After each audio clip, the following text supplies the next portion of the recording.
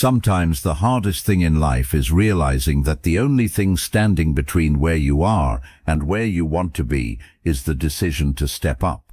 It's not luck, it's not timing, and it's not even talent. It's you right now deciding that you are worthy of striving for more. This isn't about waiting for the world to hand you the perfect moment. The Stoics believed in this too. Epictetus taught us that we can't control external events, but we can control how we respond. And today we're going to talk about one of the most powerful responses you can have, deciding in this very moment to act as if you're the best. Because let's be honest, we all face doubts, that little voice inside your head telling you you're not ready yet, or you're not good enough. But what if I told you that you don't need to wait until you feel ready?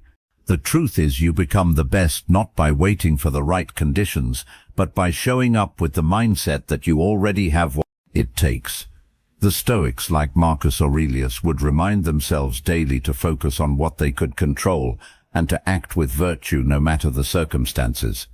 It's about embracing the power you have right now, even if the path ahead feels uncertain. So in today's video, we're diving into the mindset that can radically change how you approach your goals, your challenges, and your everyday life. This isn't about pretending to be something you're not. It's about stepping into your full potential.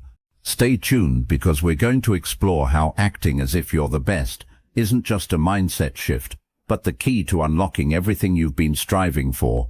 So, if you appreciate what we're doing here, a simple favor I'll ask from you is to hit the subscribe button. It's free and it really helps support the channel. Let's get started. The power of deciding to be the best.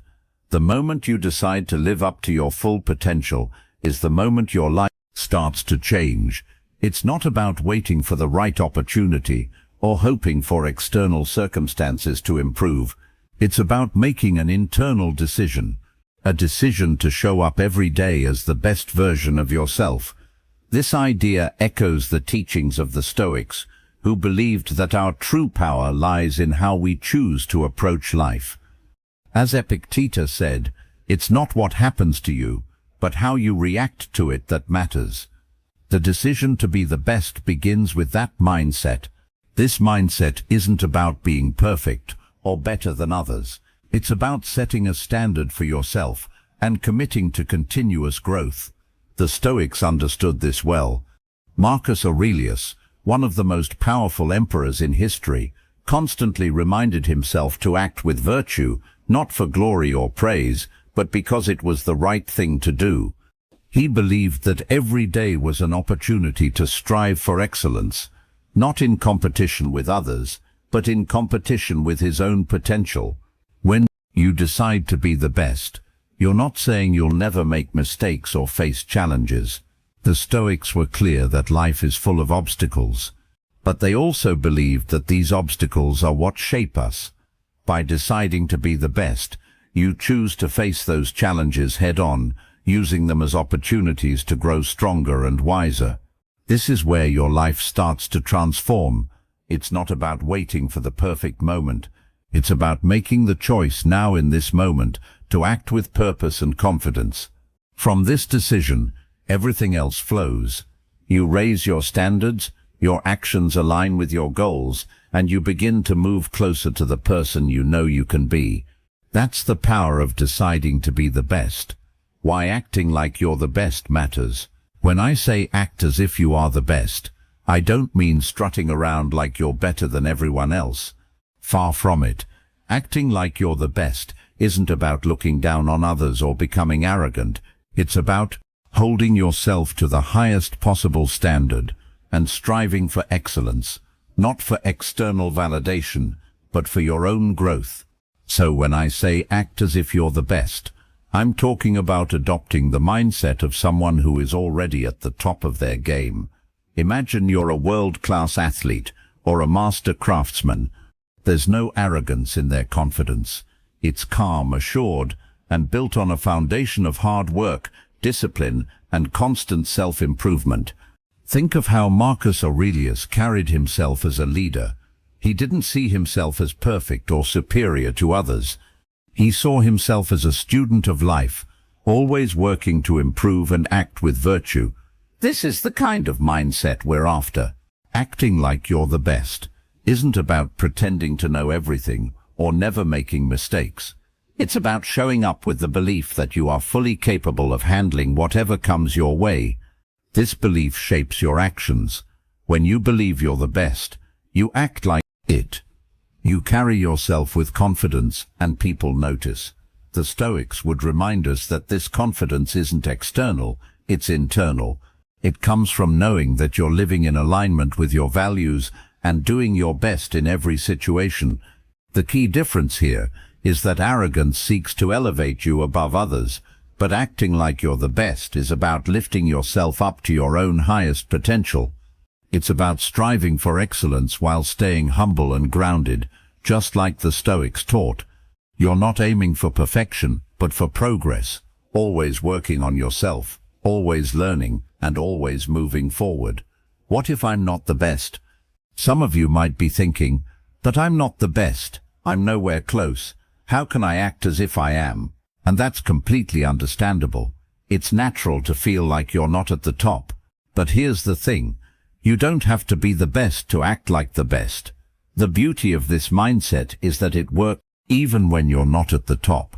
Acting as if you're the best doesn't mean pretending or being delusional. It's about shifting your mindset to unlock your full potential, and that starts with how you view yourself. This aligns perfectly with Stoicism. The Stoics believed that we have control over our mindset and how we respond to life's challenges. So even if you're not the best right now, you can still choose to carry yourself with confidence, discipline, and purpose, traits that the best exemplify. When you act as if you're the best, something powerful starts to happen. You begin to believe it, and when you believe it, you start to become it. This isn't some magical thinking or false confidence. It's a proven psychological shift that affects your actions. The Stoics taught us that our beliefs shape our behaviors, and when we act as if we are capable and competent, we become more so. This is a self-fulfilling prophecy, a concept the Stoics were well aware of. Take a job interview, for example. If you walk in nervous, doubting yourself and thinking you're not good enough, you're likely going to perform poorly. But if you walk in with the mindset that you are the best person for the job, carrying yourself with confidence, speaking clearly about your skills and believing in your value, that changes everything. Even if you don't get the job, that shift in mindset prepares you for the next opportunity. You've practiced confidence and built resilience, which will serve you moving forward. So when you say to yourself, "I'm not the best," the Stoics would remind you, that's not the point. The point is to act as if you are. By doing so, you elevate yourself. You align your actions with the person you want to become. The goal isn't to be perfect, but to continuously strive for excellence, always improving, just as Stoic philosophy teaches us, continuous growth, the Stoic path to mastery.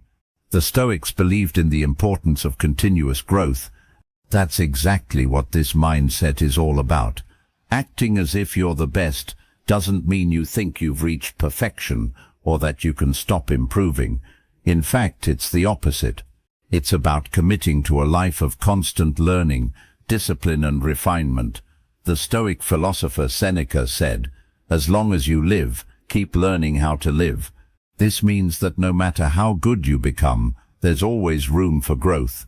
The best people in any field, whether it's a skilled athlete, a successful business person, or a wise philosopher, never stop improving. They remain students of life. When you act as if you're the best, you're committing to this same process of mastery.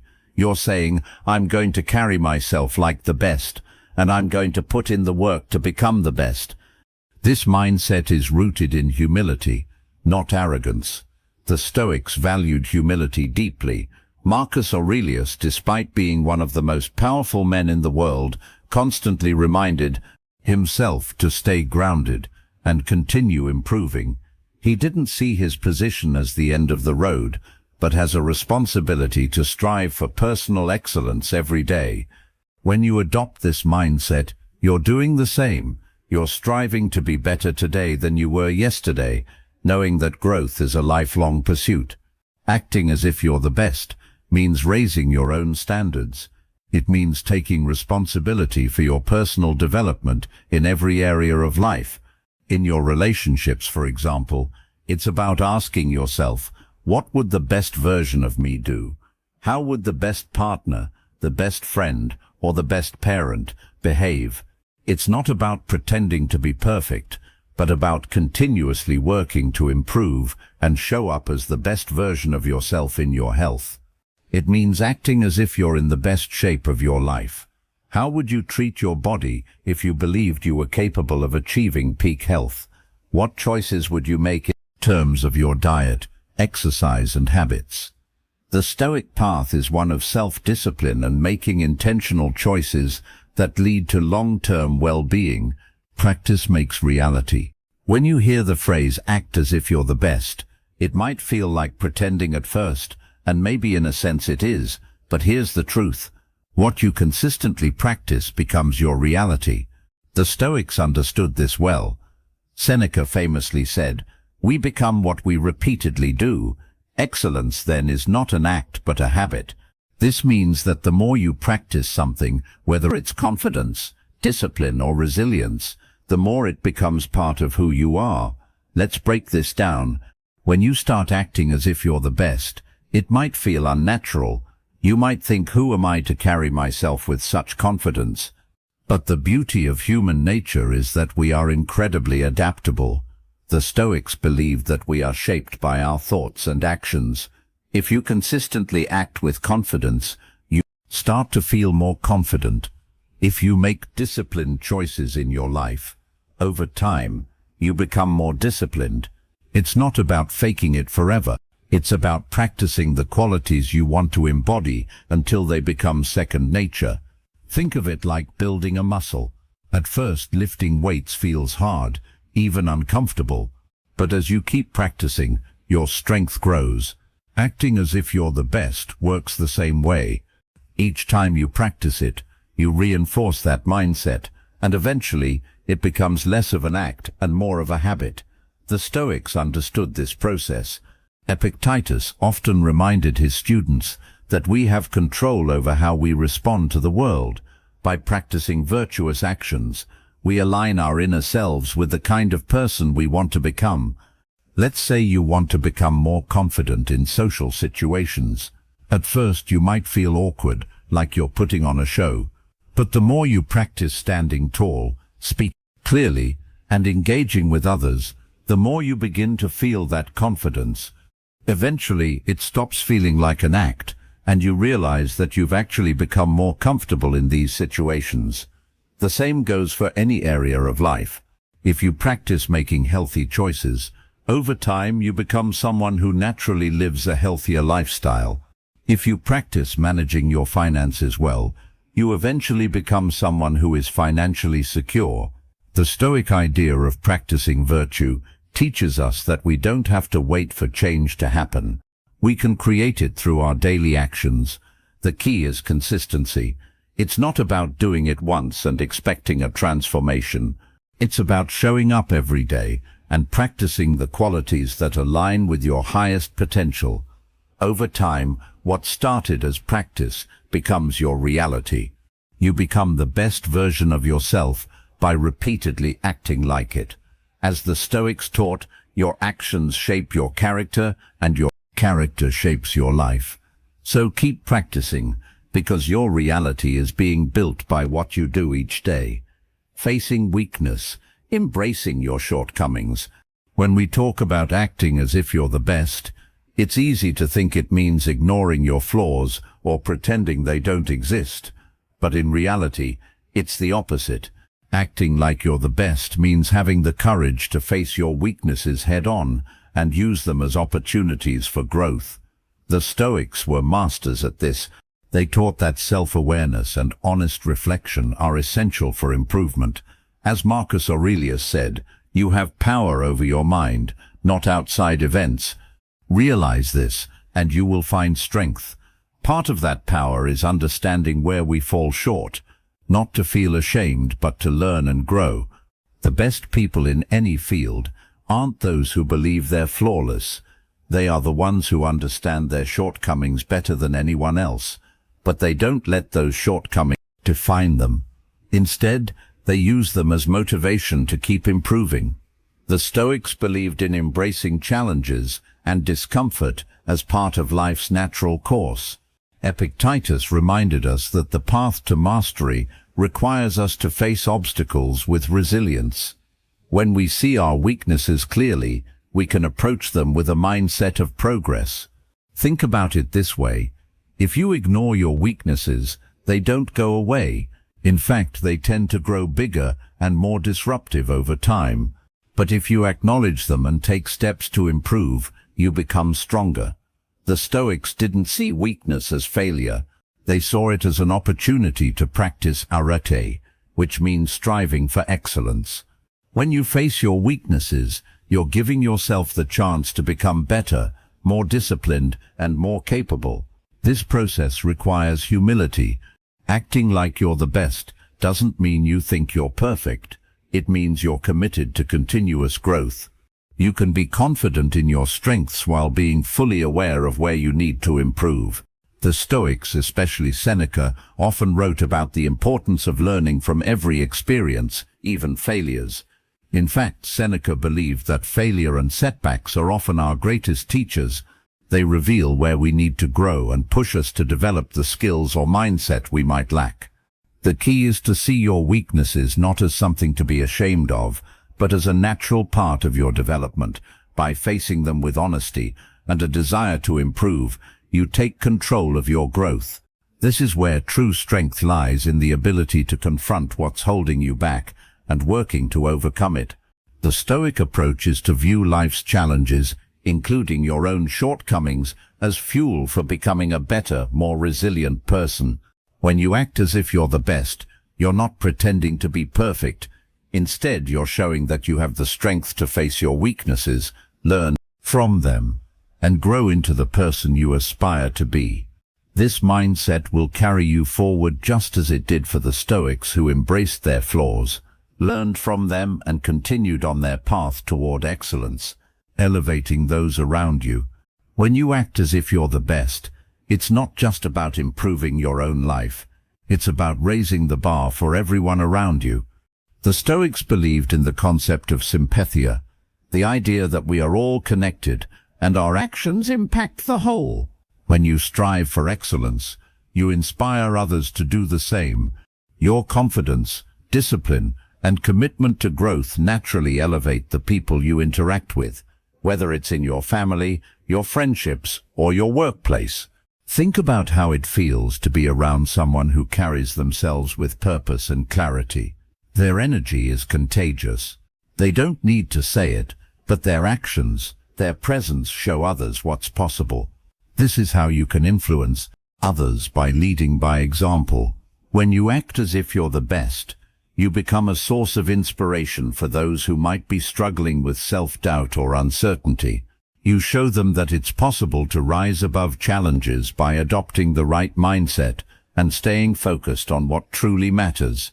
The Stoics were not concerned with competition in the way we often think of it today. They believed in helping others achieve virtue and wisdom. When you raise your standards and strive for excellence, you're not just lifting yourself. You're creating an environment where those around you feel encouraged to rise with you. Acting as if you're the best means embodying qualities that others respect and want to emulate. By doing this, you not only improve your own life, but also contribute to the growth and success of the people in your circle. It's a ripple effect of positive change, just as the Stoics would have intended. Stoic way to handle failure. Failure is something we all face, and the Stoics understood this deeply. They taught that failure is not something to be feared, but rather an inevitable part of life's journey. Marcus Aurelius famously said, "The impediment to action advances action. What stands in the way becomes the way." In other words, failure is not the opposite of success. It's part of the path toward it. When you act as if you're the best, it doesn't mean you believe you'll never fail. It means you approach failure with resilience, knowing that every setback is an opportunity to learn and grow. The Stoics believed in focusing on what you can control. You can't always control the outcome, but you can control how you respond to failure. Instead of seeing failure as a personal defeat, see it as feedback, a lesson on what didn't work and how you can improve. Epictetus reminded his students that we should accept failure as part of life and use it to build our character. Failure isn't a reason to give up, but a reason to keep going with more knowledge and experience. When you face failure with the Stoic mindset, you stop seeing it as something to avoid. Instead, you embrace it as a chance to practice perseverance and adaptability.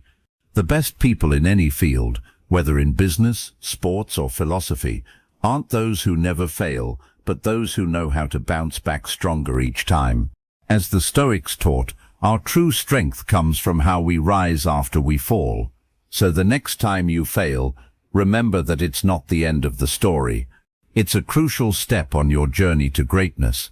Acting as if you're the best isn't a one-time thing. It's a daily practice. The Stoics believed in the importance of consistent, deliberate action. Marcus Aurelius in his Meditations urged himself to approach each day with purpose and intention. He wrote, "When you arise in the morning, think of what a precious privilege it is to be alive, to breathe, to think, to enjoy, to love." This practice of showing up every day with a commitment to excellence is how you move closer to becoming the best version of yourself. The beauty of this mindset is that you don't need to wait until you feel ready. The Stoics knew that waiting for the perfect moment often leads to inaction. Instead, they taught us to start where we are with what we have. You don't need to be perfect.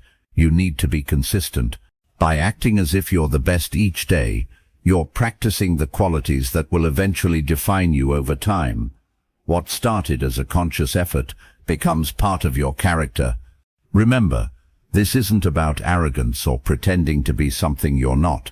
It's about aligning your actions with your potential and striving for excellence in everything you do, whether it's in your work, your relationships, or your personal growth. Acting as if you're the best helps you raise your own standards and live with purpose. As the Stoics taught, we control our actions, and through our actions we shape our lives. So make this mindset a daily practice.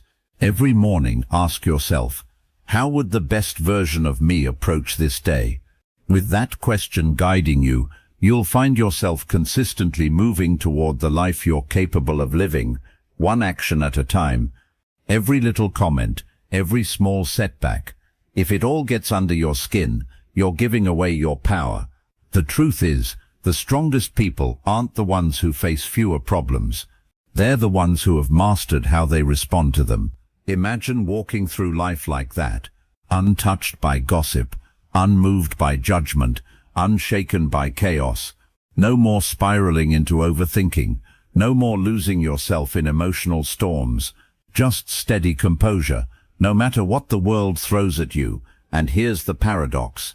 The moment you stop letting everything disturb you, you don't become cold, you become free.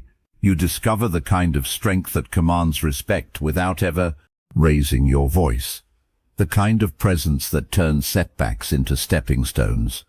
If this speaks to you, then consider subscribing as a choice for your growth. Think of it as planting a seed of discipline and wisdom, a small step in your own journey towards self-mastery, because the path to becoming unshakable begins here with the decision to grow. Think about it. Most people let external noise dictate their mood. A rude comment ruins their entire day, and a minor inconvenience is enough to trigger a wave of frustration that lingers long after the moment has passed. We are constantly handing over our peace of mind to people and situations that in truth do not deserve that kind of control over us. But what if you stopped letting the world pull your strings? What if nothing outside of you could touch your inner calm, no matter how loud or distracting it became? This is where true strength begins. Not in controlling others, not in bending the world to your will, but in mastering yourself. Marcus Aurelius once wrote, "You have power over your mind, not outside events. Realize this and you will find strength." When you understand that your reaction is always your choice, you take back the power that most people give away every single day. The truth is, life will always throw challenges at you. People will misunderstand you, criticize you, insult you, and sometimes even betray you.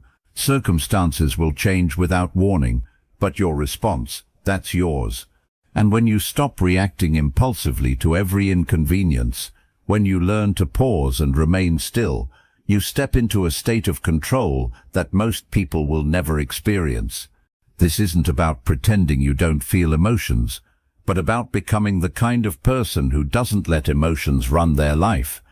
Instead of being thrown around by every storm, you become the anchor in the middle of it.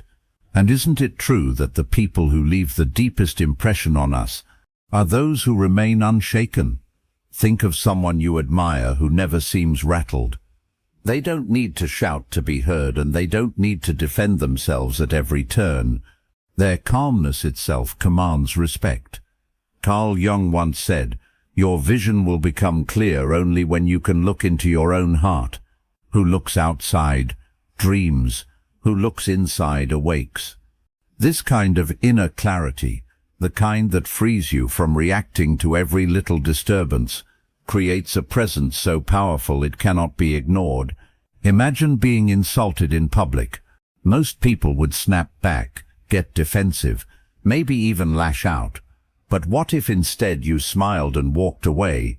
You would not only save your own peace of mind, but you would rob the other person of the power they were hoping to gain over you. They expected to control you with their words. By refusing to play the game, you've already won. This is why detachment is so powerful. It leaves the other person confused, unsettled, and without control. Meanwhile, you walk away untouched, undefeated, stronger than before. This way of living changes everything. It doesn't mean you become cold or indifferent. It means you refuse to waste energy on things that don't matter in the long run. Seneca once wrote, "We suffer more often in imagination than in reality." How many times have you replayed an insult in your head long after it was spoken? How many nights have you lost to overthinking something small that in the bigger picture holds no weight at all? When you learn to act as if nothing bothers you, you stop giving away days, weeks, even years of your life to things that don't deserve them. Think about failure, for example. For some people, failure crushes their spirit. It makes them question their worth, and many never recover. But for those who master detachment, failure is not a personal defeat. It's information. It's feedback. It's a lesson disguised as a setback. They don't let failure define them. They use it to sharpen themselves. And because of that, they rise faster and stronger than those who get stuck lamenting what went wrong. This is what separates the resilient from the broken. The ability to see failure as part of the process, not the end of the story. Pressure works the same way. Life will place you under pressure again and again. Some people break, others fold, but the ones who thrive are those who prepare their minds beforehand. They don't expect smooth sailing, they expect resistance. Epictetus taught, "It's not what happens to you, but how you react to it that matters." And he was right. Pressure exposes people. It shows who has trained their mind and who hasn't. If you can remain calm in the middle of chaos, you gain an advantage most people will never know. But calmness doesn't come from wishing for an easy life. It comes from training. Just as muscles grow by facing resistance, your mind becomes unshakable by facing difficulty without giving into it. Every time you choose silence over an argument, every time you choose patience over frustration, every time you choose clarity over confusion, you are strengthening yourself. These small moments repeated daily are what build the armor that protects you from being torn apart by the noise of the world. And there's something almost magnetic about people who carry this kind of armor. Others are drawn to them without even understanding why. It's because they embody a mystery. They're not easily read, not easily shaken, not easily provoked. In a world where everyone is desperate to be heard and validated, Someone who moves calmly, silently, and without the need for approval is captivating. People look up to them because they cannot figure them out. They wonder, how does nothing seem to touch them? How do they stay so composed while others fall apart? Silence is one of the most powerful tools in this way of living. Most people can't handle silence. They rush to fill it with words, explanations, justifications. But when you remain silent, you hold the power. You observe. You listen. You watch people reveal themselves without giving away anything of your own. Silence unsettles people because it leaves them with their own thoughts. It forces them to confront themselves while you remain steady. Aristotle once observed, "Knowing yourself is the beginning of all wisdom," and silence is one of the fastest ways to come closer to that knowledge. The more you learn to stay silent when provoked, the more you disarm others. Insults lose their sting. Criticism loses its grip. Even praise doesn't sway you too much because you've learnt that your worth is not built on the words of others.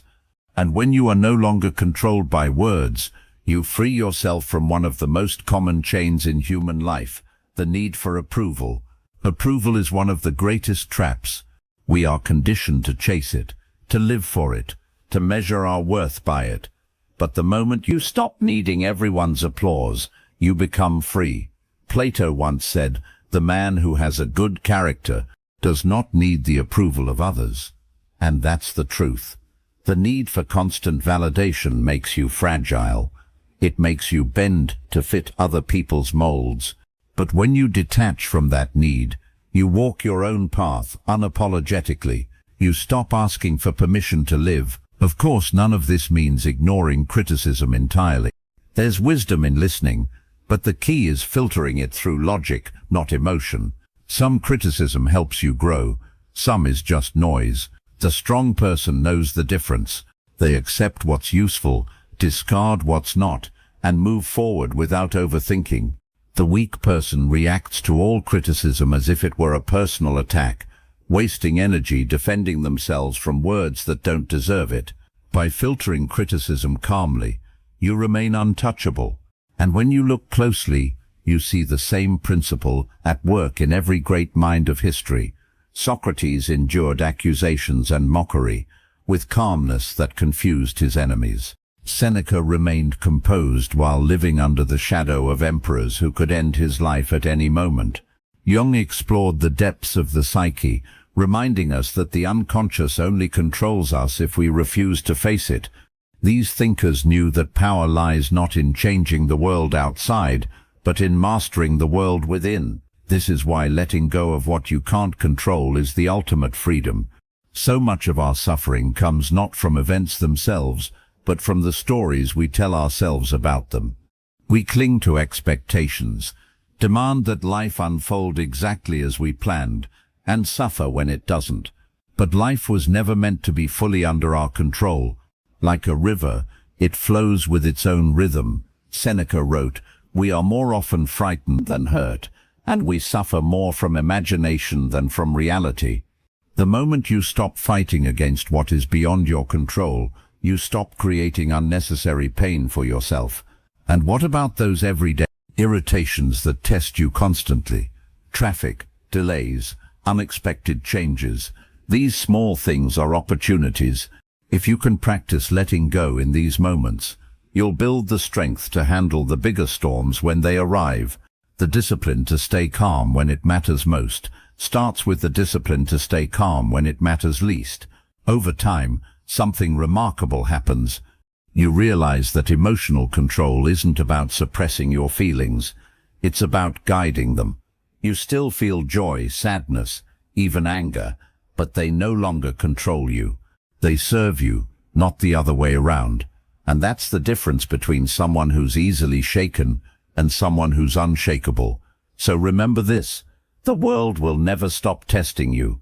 There will always be insults, setbacks, disappointments, and pressures, but you don't have to crumble under them. You can choose composure, you can choose calm, you can choose strength. Master yourself, and nothing outside of you will ever have the power to master you again. Do you know why it hurts so much when someone disrespects you? It's because often without realizing it, you've handed them the power to define your worth. Their words or actions dig into you because you let them touch something sacred, the way you see yourself. The moment you react in anger, defensiveness or despair, you've given them ownership of your emotions, and in that instant you've surrendered control. But what happens when you refuse to react? What happens when you let their words pass through you, like wind through an open window? Something remarkable occurs. You take back your power. You stand firm in yourself, unshaken by their attempts to provoke. And in doing so, you not only rise above them, but you quietly unsettle them, because their expected outcome, your reaction, never comes. This is why the strongest people often appear untouchable. It's not that they never feel insulted, it's that they have chosen not to let insults define them. Epictetus once said, "If someone speaks ill of you, do not make excuses, but say he was ignorant of my other faults, or he would not have mentioned these alone." His point was not arrogance, it was freedom. When you no longer cling to the opinions of others, their criticism loses its sting. What would it look like for you to live this way? To hear someone's disrespect and smile quietly, knowing that your worth has never been in their hands, that is strength in its purest form. When you live like this, you stop being reactive and start being intentional. You no longer move because someone pushed your buttons. You move because you chose to. That difference is everything. Carl Jung once observed, "Everything that irritates us about others can lead us to an understanding of ourselves." The moment you catch yourself burning with anger at someone's words, it becomes an opportunity to look inward rather than lash outward. What part of you gave them that access? What wound did they touch? And do you want to keep letting that wound be exposed to every careless passerby? Or will you choose to heal it by no longer giving them that kind of power? Consider the way an insult works. An insult is not an objective truth, it's a projection, a string of words aimed at you in hopes of stirring a reaction. If you accept it, if you let it pierce you, it becomes real. If you reject it, not with anger but with calm indifference, it dissolves into nothing. It only had life if you gave it life. This is why remaining composed is so unsettling to those who attack you. They expected to feed on your energy. Without your response, they are left empty-handed, frustrated and weakened. You, on the other hand, walk away with your dignity untouched. Seneca taught that a man who suffers before it is necessary suffers more than is necessary. Most of the pain from disrespect does not come from the moment itself. It comes from the endless replay in your mind afterward. You think about what you should have said, how you should have responded, why it stung so badly. Hours pass, sometimes days, and in doing so, you give that person free rent in your head. But when you choose not to react, when you refuse to dwell on their words, you cut off their power, not only in the moment, but in the days that follow. You free yourself from the invisible chains of overthinking. But let's be honest, remaining calm when insulted is not easy. It goes against instinct. Our pride wants to defend itself. Our ego demands recognition. Yet strength is not found in satisfying the ego. Strength is found in choosing silence over impulse, clarity over noise, restraint over retaliation. The irony is that by not defending yourself, you actually defend yourself better than any words ever could. Your stillness says, "I am beyond this," and that message is louder than any shout. Think about the most powerful figures in history. Ones who left lasting impressions were not those who barked back at every critic, but those who maintained composure in the face of chaos. They were unbothered not because they didn't face attacks, but because they understood the futility of reacting to them. Aristotle once said, "The more you know, the more you realize you don't know." Wisdom brings humility, and humility allows you to step back and realize most criticisms say more about the speaker than about you. There's a strange kind of dominance in not responding. When someone throws words at you expecting a fight, and you give them nothing, you create an imbalance. They stumble, unsure of what to do with your silence. In their eyes you become untouchable. You hold the higher ground not by conquering them with force, but by refusing to even enter the battlefield. This is the kind of quiet power that draws respect even from those who try to provoke you. Of course, none of this means you don't care about anything. Detachment is not the same as indifference. It doesn't mean nothing matters to you. It means you carefully choose what does. Socrates was once asked how to maintain peace of mind, and his answer was simple: stop caring about things that don't matter. When you understand that most disrespectful comments belong in that category, you stop giving them your energy, and in doing so, you save your strength for what truly deserves your attention. But what about the times when criticism does carry truth? This is where discernment comes in. Not every harsh word is worth ignoring. Some contain valuable insight if you are willing to hear it without emotion. The key is to listen with logic, not with pride. Take what serves you, discard the rest, and keep moving. This way, you turn even disrespect into an opportunity for growth. You show that you are not only unshaken, but also wise enough to use every experience as a stepping stone. And this is where the practice becomes transformative. Each time you resist the urge to react, you reinforce the idea that your emotions are yours alone to command. Each time you let an insult slide without response, you build a stronger shield around your inner world. Each time you choose calm, you make calm more natural. Over time it stops being an effort and becomes who you are. You become the person who cannot be easily rattled, the one others look to when storms arrive, the one who radiates quiet confidence without ever needing to prove it. Marcus Aurelius lived surrounded by critics, enemies, and pressures unimaginable to most of us. Yet in his writings he constantly reminded himself that their words had no power unless he chose to give them power. He trained his mind daily to see insults as the buzzing of flies, annoying perhaps, but not worth losing peace over. And this is the same training you can apply to your life. It doesn't happen overnight. It is built in moments, in choices, in the discipline of holding back when you want to lash out. The next time someone disrespects you, pause. Let the moment pass without surrendering your composure. Notice how the power shifts instantly. Notice how free you feel walking away with your dignity intact. Notice how strong it feels to not be controlled by someone else's words. That strength, that freedom, is what it means to live unbothered, because in the end, disrespect only has the power you give it. And when you stop giving it power, you stop being a victim of it. You become the one who chooses, the one who decides, the one who remains steady no matter what storms rise against you. This is the quiet strength of the unshakable mind, and it belongs to anyone who dares to claim it. Picture someone insulting you in public. The natural impulse is to fire back, to defend yourself, maybe even to raise your voice so that everyone watching knows you will not be humiliated. That instinct comes from pride, from the need to prove yourself in the eyes of others. But what happens if you don't? What happens if you simply smile and walk away? The person who tried to sting you suddenly finds themselves powerless. They expected a reaction. They wanted to see you lose control.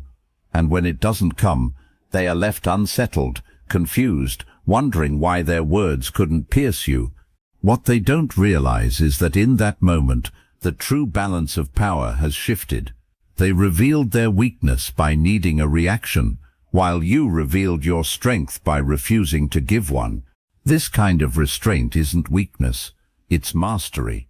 It's the difference between someone who is easily manipulated and someone who commands themselves so completely that no one else can. Seneca once said, "The greatest remedy for anger is delay." By delaying your reaction, even for a moment, you change everything. Anger thrives on immediacy. It grows when it is fed instantly. But when you pause, when you let the moment pass without acting, anger starves and disappears. That is why walking away from an insult is not running. It is choosing not to waste energy on something unworthy of it. It is a statement that says, I am not owned by your words. And think about what that kind of presence communicates to everyone around you. People watching might expect a fight, a sharp comeback, maybe even a heated argument. But when you remain calm, when you walk away with quiet dignity, you create a lasting impression. You become someone different in their eyes, someone who carries authority without needing to prove it. The loudest person in the room rarely commands respect. Respect is earned by the one who doesn't need to shout because their composure itself speaks louder than words. This is the power of detachment. It doesn't mean you no longer feel emotions. It doesn't mean you become numb or cold. It means you are no longer ruled by emotions when they appear. You feel them, but you do not bow to them. You see the insult. You feel the initial sting, and then you choose not to let it grow into something larger. You choose peace over conflict, control over chaos. In that choice lies freedom. But freedom is rare, isn't it? Most people spend their lives chained to the opinions of others. A stranger's insult, a colleague's criticism, a friend's careless comment. It all becomes heavy baggage they carry long after the words are spoken. They replay it in their minds, letting it tear at their confidence, letting it disturb their sleep. And yet if you step back, you see how strange it is to give so much power to someone who likely doesn't even think twice about what they said. The moment you walk away without taking their insult with you, you drop that weight. You remain light, untethered, unbothered. This doesn't only protect you in the moment, it builds a reputation over time. When people realize you cannot be easily provoked, they begin to treat you differently. They might test you once, maybe twice, but eventually they learn that their words cannot control you, and because of that, they respect you more. Not in the shallow sense of admiration, but in the deeper sense that comes from knowing they are dealing with someone who stands firm within themselves. Aristotle once said, the self-controlled person is free. This freedom is not about escaping challenges. It's about escaping the prison of constant reaction. Of course, there will always be those who misinterpret calmness as weakness. They may think that because you don't fight back, you lack strength. But this is where wisdom separates you from the crowd. Realize that true strength is not measured by how loudly you respond, but by how little you need to.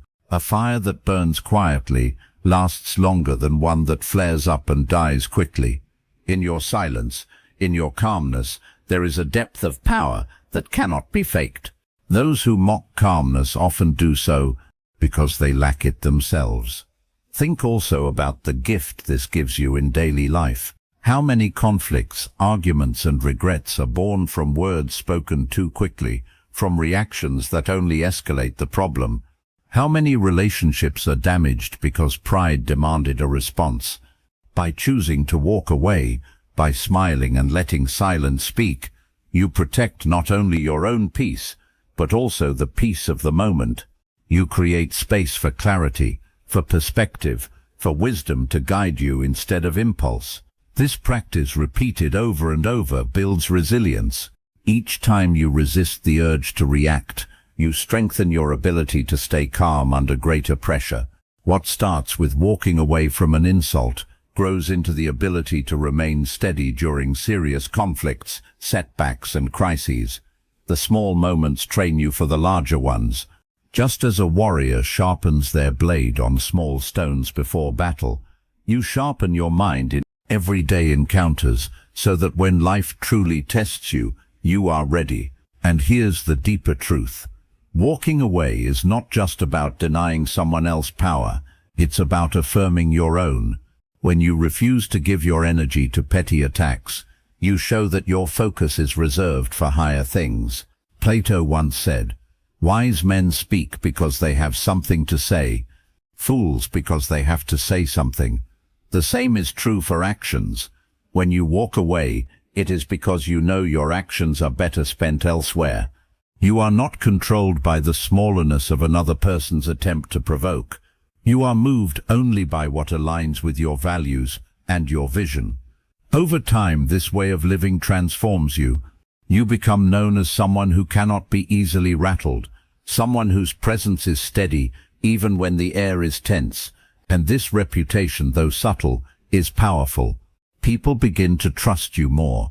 They come to you in difficult moments, knowing that you won't panic or lose control. You become a source of calm in a world addicted to noise. And that is one of the rarest, most valuable qualities a person can have. Marcus Aurelius once wrote, "The best revenge is not to be like your enemy." When insulted, the easiest thing is to mirror the behavior, anger for anger, insult for insult. But by doing that, you become what you despise. Walking away, on the other hand, keeps you free from that trap. It keeps you aligned with your higher self, the self that does not stoop to the level of pettiness. That is why walking away is not surrender. It is victory.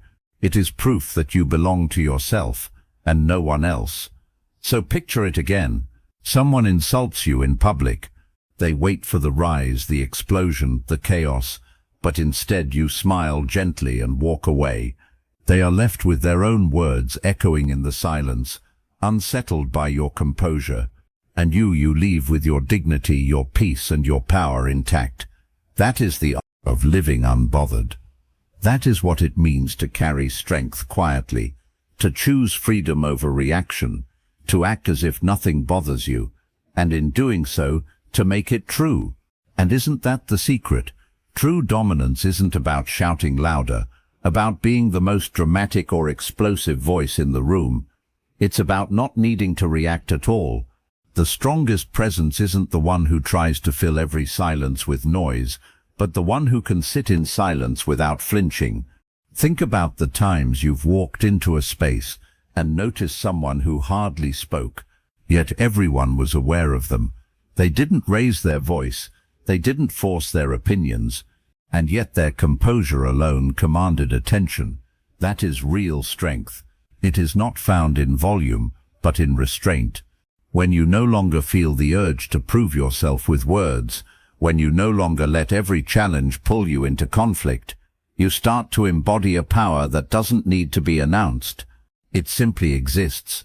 Most people confuse reaction with strength.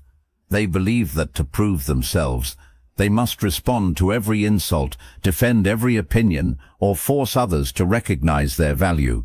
But this constant need for reaction reveals fragility rather than power. If someone can pull you into a fight with a few words, then they control you. If you need to shout to be heard, then you haven't yet cultivated the kind of presence that speaks on its own. Marcus Aurelius once wrote, "The best answer to anger is silence." He understood that silence often carries more weight than any speech because it demonstrates mastery of the self. In silence there is no loss of energy, no wasted words, no exposure of weakness. It's a shield that protects your dignity and reflects your strength. When you stay calm, people notice. They may not say it out loud, but they feel it. In fact, it unsettles them. We live in a world where outrage and loudness are the norm. When someone refuses to play that game, it creates a shift. Imagine someone insulting you, expecting you to react, and instead you remain still, even composed. They will often double down, pushing harder, trying to find the crack in your calm. But as each attempt fails, it is not you who is weakened, it is them. They become desperate for a reaction, and the more desperate they become, the clearer it is that you hold the power. This is the paradox of dominance. The one who cares less about appearing dominant often ends up with the most control. This is not about passivity, it's about control. To need no reaction does not mean you never act. It means you choose when and how to act with precision. A person who reacts to everything is predictable, easily manipulated. A person who acts sparingly and deliberately, however, is dangerous in the best way. People cannot anticipate them, they do not reveal their cards, and that unpredictability itself becomes power. Socrates, facing trial and eventual death, did not lash out against those who condemned him. He remained calm, thoughtful, steady. Even in defeat, his composure became his legacy. His silence in the face of injustice spoke louder than any argument could have. The strongest presence in the room then is not the one scrambling for attention. It is the one who can afford to wait, to sit with silence, to look unbothered while others unravel themselves with noise. And here lies another truth. When you need nothing from others, they start to give you everything. They lean in when you finally do speak. They pay attention to the few words you choose precisely because you do not waste them. This is why restraint is not emptiness. It is value. Just as gold is rare and precious, words and actions that are measured carefully carry far more weight than endless chatter.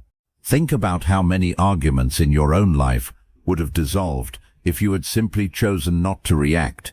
How many battles have you fought that left you exhausted but changed nothing? How many times have you been pulled into someone else's chaos only to realize later it wasn't worth a single moment of your energy? Now imagine the freedom of walking away from all of that, not because you are weak, but because you are strong enough to choose peace over chaos. Epictetus taught any person capable of angering you becomes your master. He can anger you only when you permit yourself to be disturbed by him. Every reaction gives away power. Every silence takes it back. When you build this habit, something profound begins to shift inside you. At first it feels uncomfortable not to respond. Your ego resists. It wants to defend itself, to fight back, to prove something. But with practice, that discomfort fades, and in its place comes confidence, a quiet, unshakable confidence. You no longer need to be understood by everyone. You no longer need to explain yourself at every turn.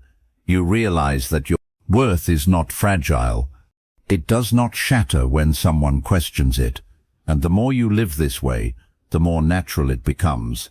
What once required effort becomes second nature. You embody calmness as a way of life. And here is where the world begins to treat you differently. People cannot provoke what does not react. They cannot control what does not bend to them. They may try, they may push, but eventually they learn that you are a wall, steady and unshaken. And because of that, they begin to respect you more. Even those who dislike you cannot help but recognize that you are not swayed by their efforts. In a strange way, your refusal to react forces them to see you as someone who is above the noise, someone whose center lies deeper than surface-level conflict. Seneca wrote, "No man is more unhappy than he who never faces adversity, for he is not permitted to prove himself, and adversity often comes in the form of words, insults, criticism, disrespect. These are the daily tests life gives you. Each one is an opportunity to prove yourself, not by retaliating, but by mastering yourself. When you endure these moments without flinching, you demonstrate a kind of strength that cannot be taken away. You do not depend on victory in argument or approval from the crowd. Your victory is already secured because you remained in control of yourself. And isn't that what true dominance really is? Not control over others, but control over yourself.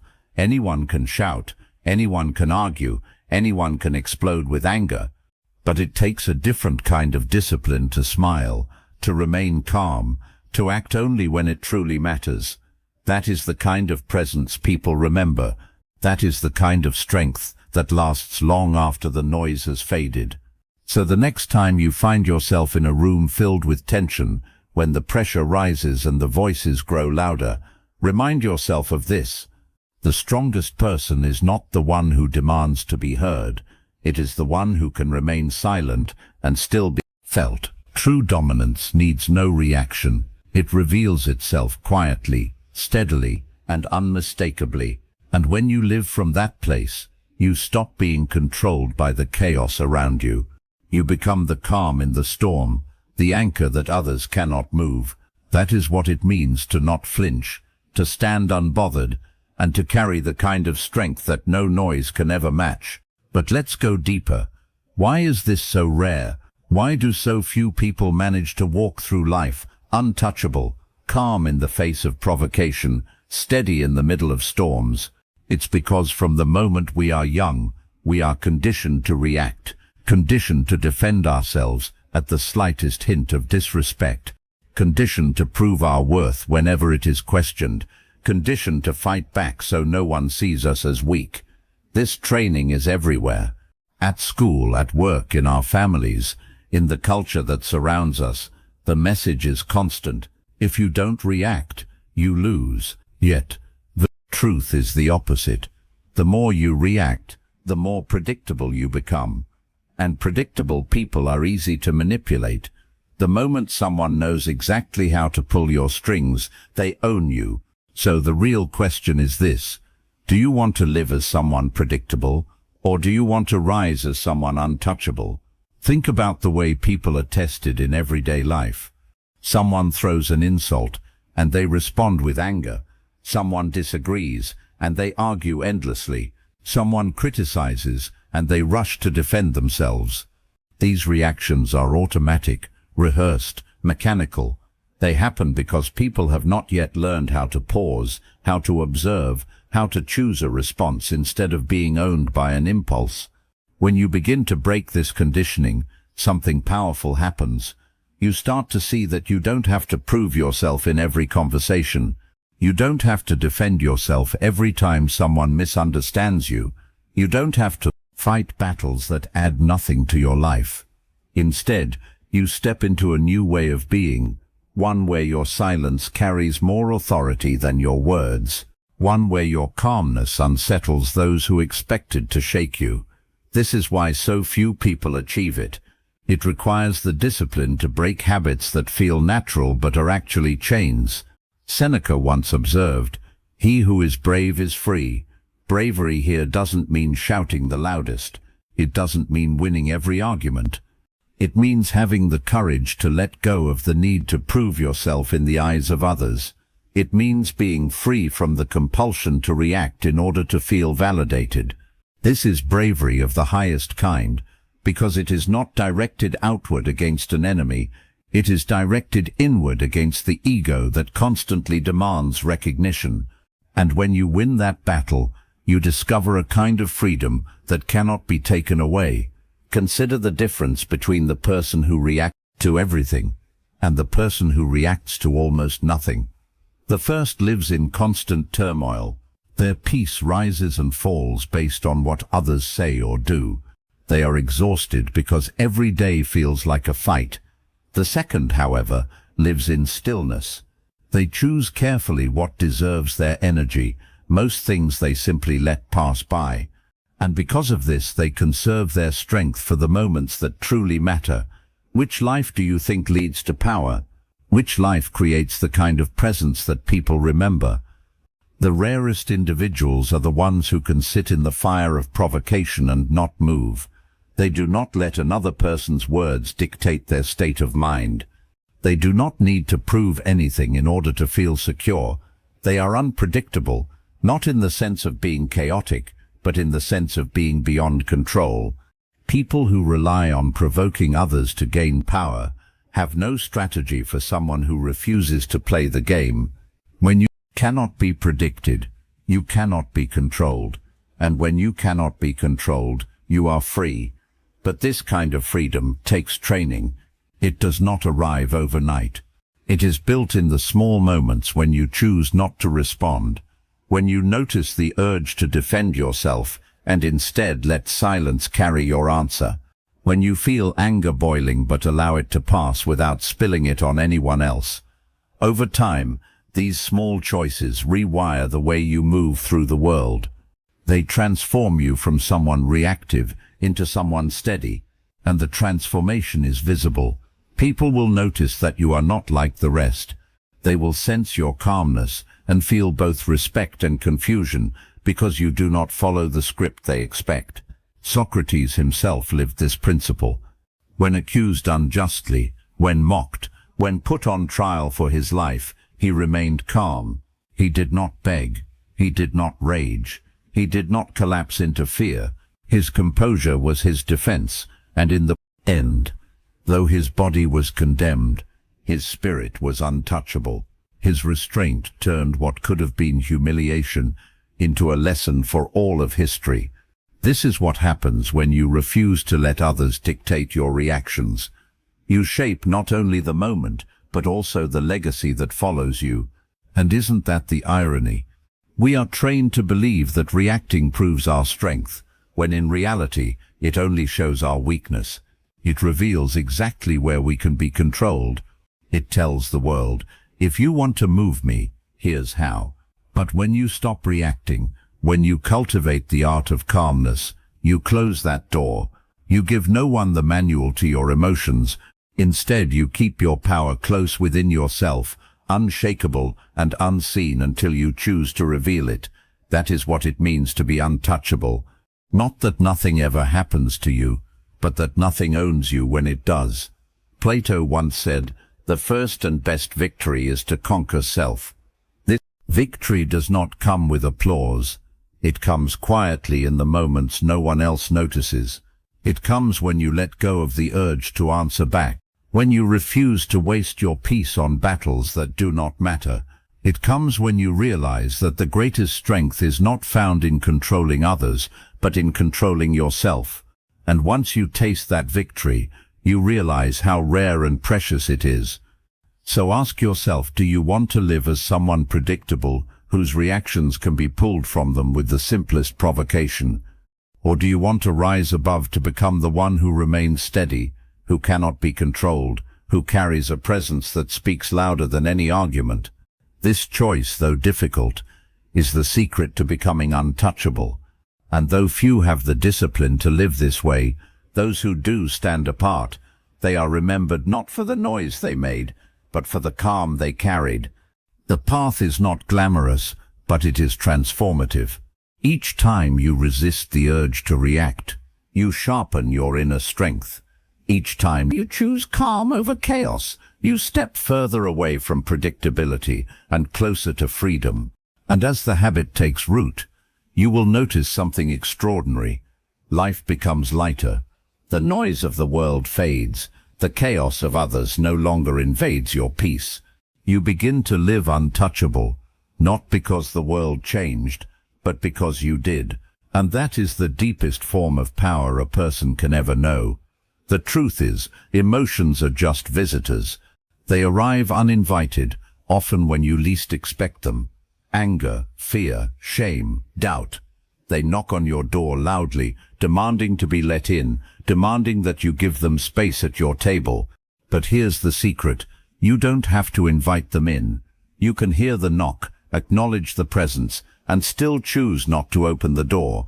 That single choice changes everything. Because when you pause, even for a second before reacting, you break the chain that controls most people's lives.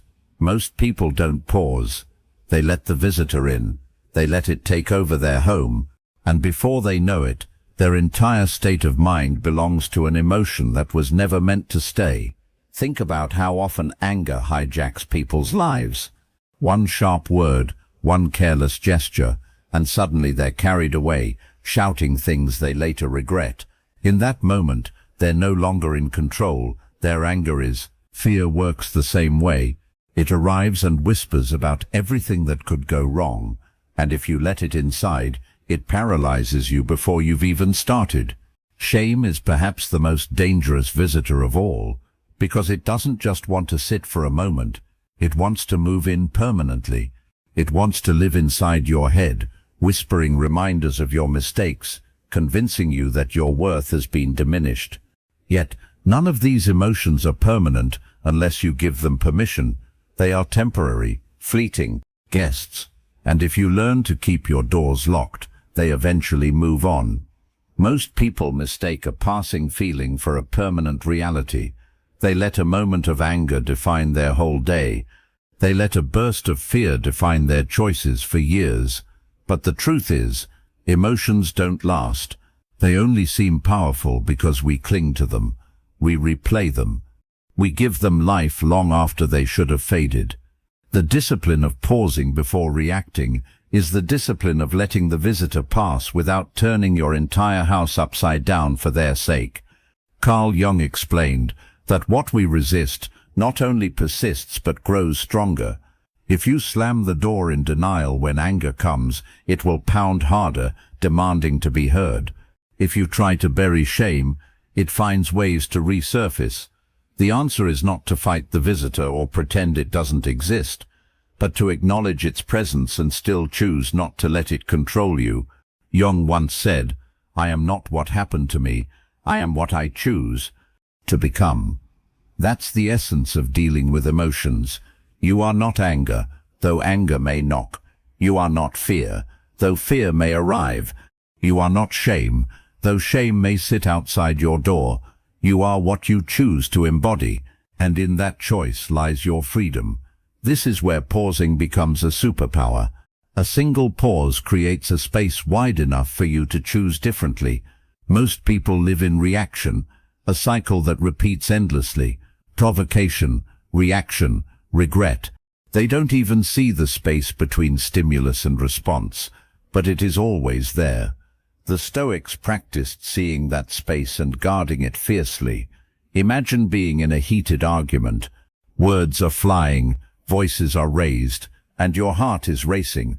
The natural response is to meet fire with fire, to shout louder, to defend harder. But in that moment, if you pause, just one breath, you take back the reins, you see that the anger isn't you, it's just a visitor knocking for attention. In that pause you choose whether to let it rule or to let it pass. Often just that 1 second is enough to turn conflict into resolution, chaos into calm. It may feel small, but it is the seed of transformation, and this doesn't apply only to anger. Think of fear. How many opportunities have people lost because they let fear walk in and take control? Fear tells you not to speak up, not to take the risk, not to pursue the dream. If you let it stay, you shrink. But if you pause, if you watch fear without immediately bowing to it, you realize it has no real power. It's a shadow, not a wall. It disappears the moment you step into it. Fear is a visitor that often looks larger from the outside than it does once you face it directly. Shame, too, loses its grip when met with awareness. Most people crumble under shame, letting it rewrite their identity. They forget that shame is a messenger, not a verdict. Its knock says something inside you wants healing, but it doesn't mean you are broken. By pausing before you absorb its voice, you can take the lesson without letting the weight destroy you. The practice of seeing emotions this way transforms daily life. Instead of being carried away by every mood swing, you begin to watch yourself. You notice the rise of irritation in traffic and choose not to let it take your peace. You feel the sting of rejection, but refuse to let it define your value. You recognize the rush of excitement and choose not to make impulsive promises in its grip. Over time, this practice becomes a habit, and the habit becomes strength. People around you will notice. They'll wonder how you stay calm in situations that drive others mad. They'll notice that you don't flinch, don't crumble, don't let yourself be owned by emotions. This kind of mastery doesn't mean life stops testing you. If anything, the tests grow sharper. People will try harder to provoke you. Life will throw greater challenges in your path. But the difference is that you will no longer be a slave to the knock at the door. You will see the emotion, nod in acknowledgement, and move on with clarity. You will stop mistaking every knock for a command and start treating it as background noise. This is how the strongest individuals are made, not by eliminating emotions, but by learning to stand beside them without falling. Socrates once said, "The unexamined life is not worth living." Examining your emotions in this way is part of living examined. It's noticing when you're reacting on autopilot and asking, is this me or is this just a visitor trying to move in? That question alone is enough to break the spell. You begin to see that what you once called your personality, your temper, your fears, your shame, was often nothing more than a series of unexamined reactions. Once you see that, you are free to shape a different self, one built on choice rather than compulsion. The more you live this way, the more you realize how rare it is. Most people around you will still slam the door or fling it wide open, ruled by every knock they hear, but you will move differently. You'll carry a calm that unsettles those who try to provoke you because they cannot find the handle to open your door, and in that calm lies influence. People will look to you not because you speak the loudest, but because you remain unmoved. They'll wonder what makes you different, and the answer will always be simple. You no longer invite every visitor to stay. And isn't that what freedom truly means? Not that emotions never come, but that they no longer dictate your life. You become the host, not the guest. You choose what enters, what stays, and what leaves, and in making that choice, you become untouchable, not because the knocks stop, but because you learned that not every knock deserves an answer. Have you noticed how failure destroys some people while others seem to rise from it with even greater strength? The event itself is rarely the deciding factor. Two people can experience the same setback: losing a job, failing a business, being rejected, and their paths will diverge completely. One will collapse under the weight of defeat, carrying it like a chain for years. The other will dust themselves off, learn something from the experience, and move forward with sharper focus. The difference isn't the failure. The difference is the attachment. When you treat failure as proof of your inadequacy, it becomes part of your identity. But when you treat it as information, as feedback, it becomes data that guides your growth. One path leads to paralysis, the other leads to resilience. This shift in perspective is everything. People often forget that failure has no meaning until we assign it one. It's just an event, a moment in time. But we cling to it, replay it, weave it into the story we tell ourselves about who we are. And once that happens, it becomes heavier than the event itself. Carl Jung understood this deeply. He wrote that, "In all chaos there is a cosmos. In all disorder, a secret order." What feels like destruction often hides the seeds of transformation.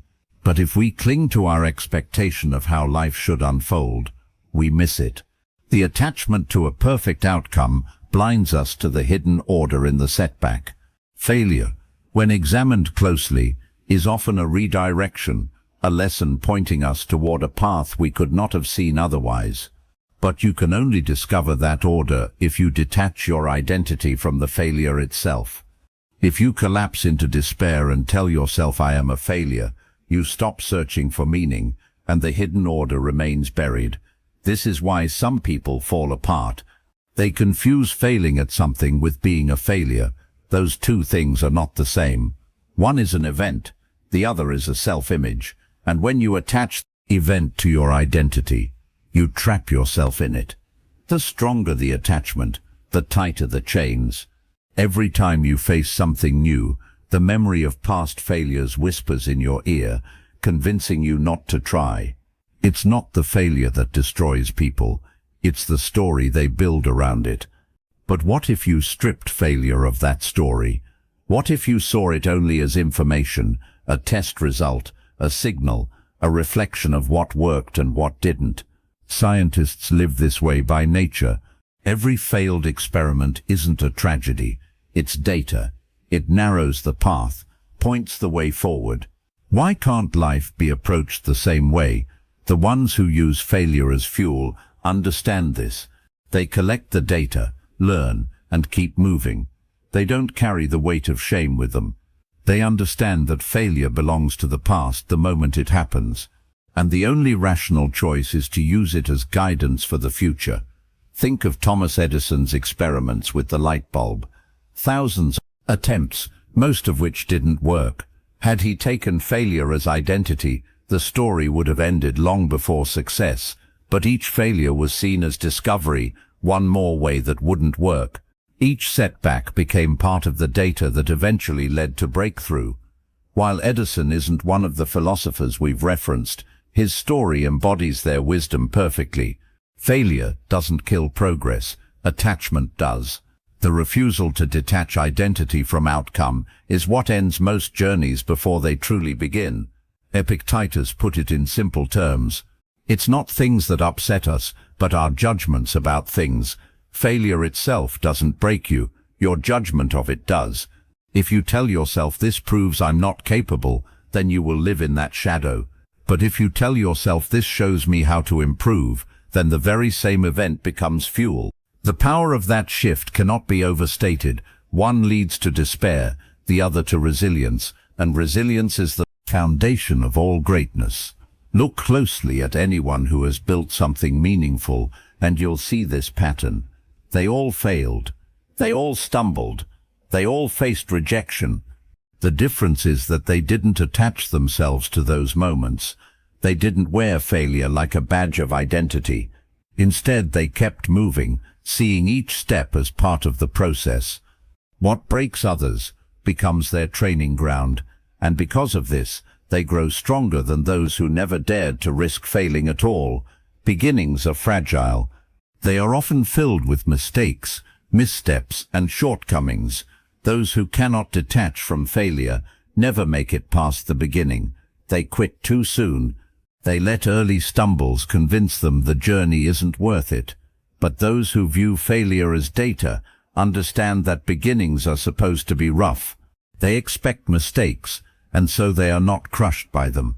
By detaching from the fantasy of a perfect start, they allow themselves the freedom to learn, adapt, and continue. And isn't this the essence of growth itself, to see each step not as proof of who you are, but as an opportunity to become more than you were yesterday? Failure, when stripped of attachment, becomes the most honest teacher. It shows you exactly where you stand, without exaggeration or disguise. It is feedback in its rawest form. To ignore it is foolish. To attach yourself to it is destructive. But to use it, that is wisdom. The reason many never recover from failure is that they resist it.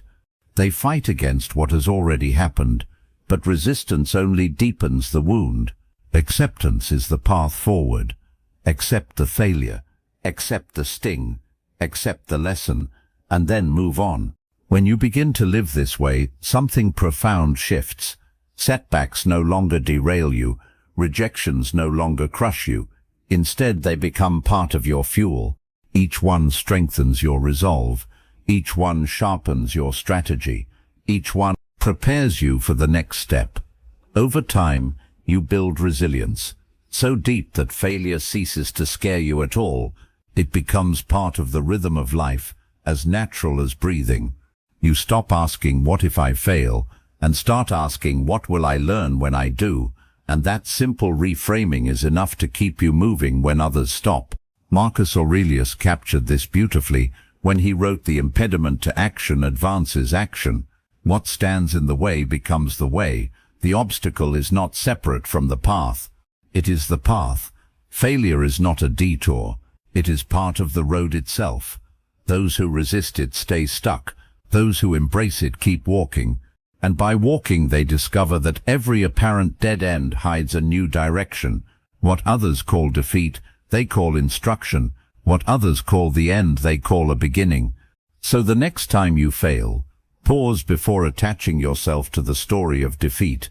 See the event for what it is. Information, not a reflection of your worth, not a verdict on your future, but data for your next move. Let the sting pass. Then look for the lesson. Train yourself to detach from the outcome and focus instead on the process. This doesn't just change how you face failure. It changes how you face life itself, because life at its core is a series of experiments, and those who learn the most from failed experiments are the ones who eventually master the craft of living, and this applies to pressure too. Some people crumble the moment the weight of expectation presses down on them, while others seem to grow sharper, clearer, almost stronger in the same conditions. What separates the two is never luck, it's preparation. Life is not a question of whether storms will come, it's only a question of when. Those who live expecting calm seas are always caught off guard when the winds rise, but those who prepare for the inevitable turbulence are never truly surprised. Pressure doesn't create weakness or strength. It only reveals what was already there. It exposes the training you've already done, or the lack of it. Think of the way soldiers are trained. They don't wait until the battlefield to test their discipline. They prepare for months, even years, running drills until their responses become second nature. When chaos comes, they don't rely on luck. They rely on their training. The same is true in life. Pressure shows up in arguments, in financial struggles, in failures, in loss. And if you've never trained your mind to remain steady, those storms will break you. But if you've trained, if you've built calmness into your very nature, pressure becomes nothing more than another test, a stage on which your preparation shows itself. Marcus Aurelius lived under constant strain as Emperor of Rome. He faced wars, plagues, betrayal, and the relentless weight of ruling an empire. Yet in his writings you find not despair, but reminders to himself about preparation. You must build up your life action by action, he wrote, and be content if each one achieves its goal as far as possible. His strength didn't appear magically in the hardest moments. It was built daily in smaller acts of discipline, thought, and self-control. By the time the storms came, he was already steady. Pressure could not break him because he had already accepted its inevitability. Notice how some people collapse in stress while others thrive on it. The difference lies not in the stress itself, but in the mindset behind it. Those who collapse see pressure as something unnatural, something unfair. They ask, "Why me?" And in doing so they weaken themselves. Those who thrive expect it. They know stress is not an interruption of life, but an ingredient of it.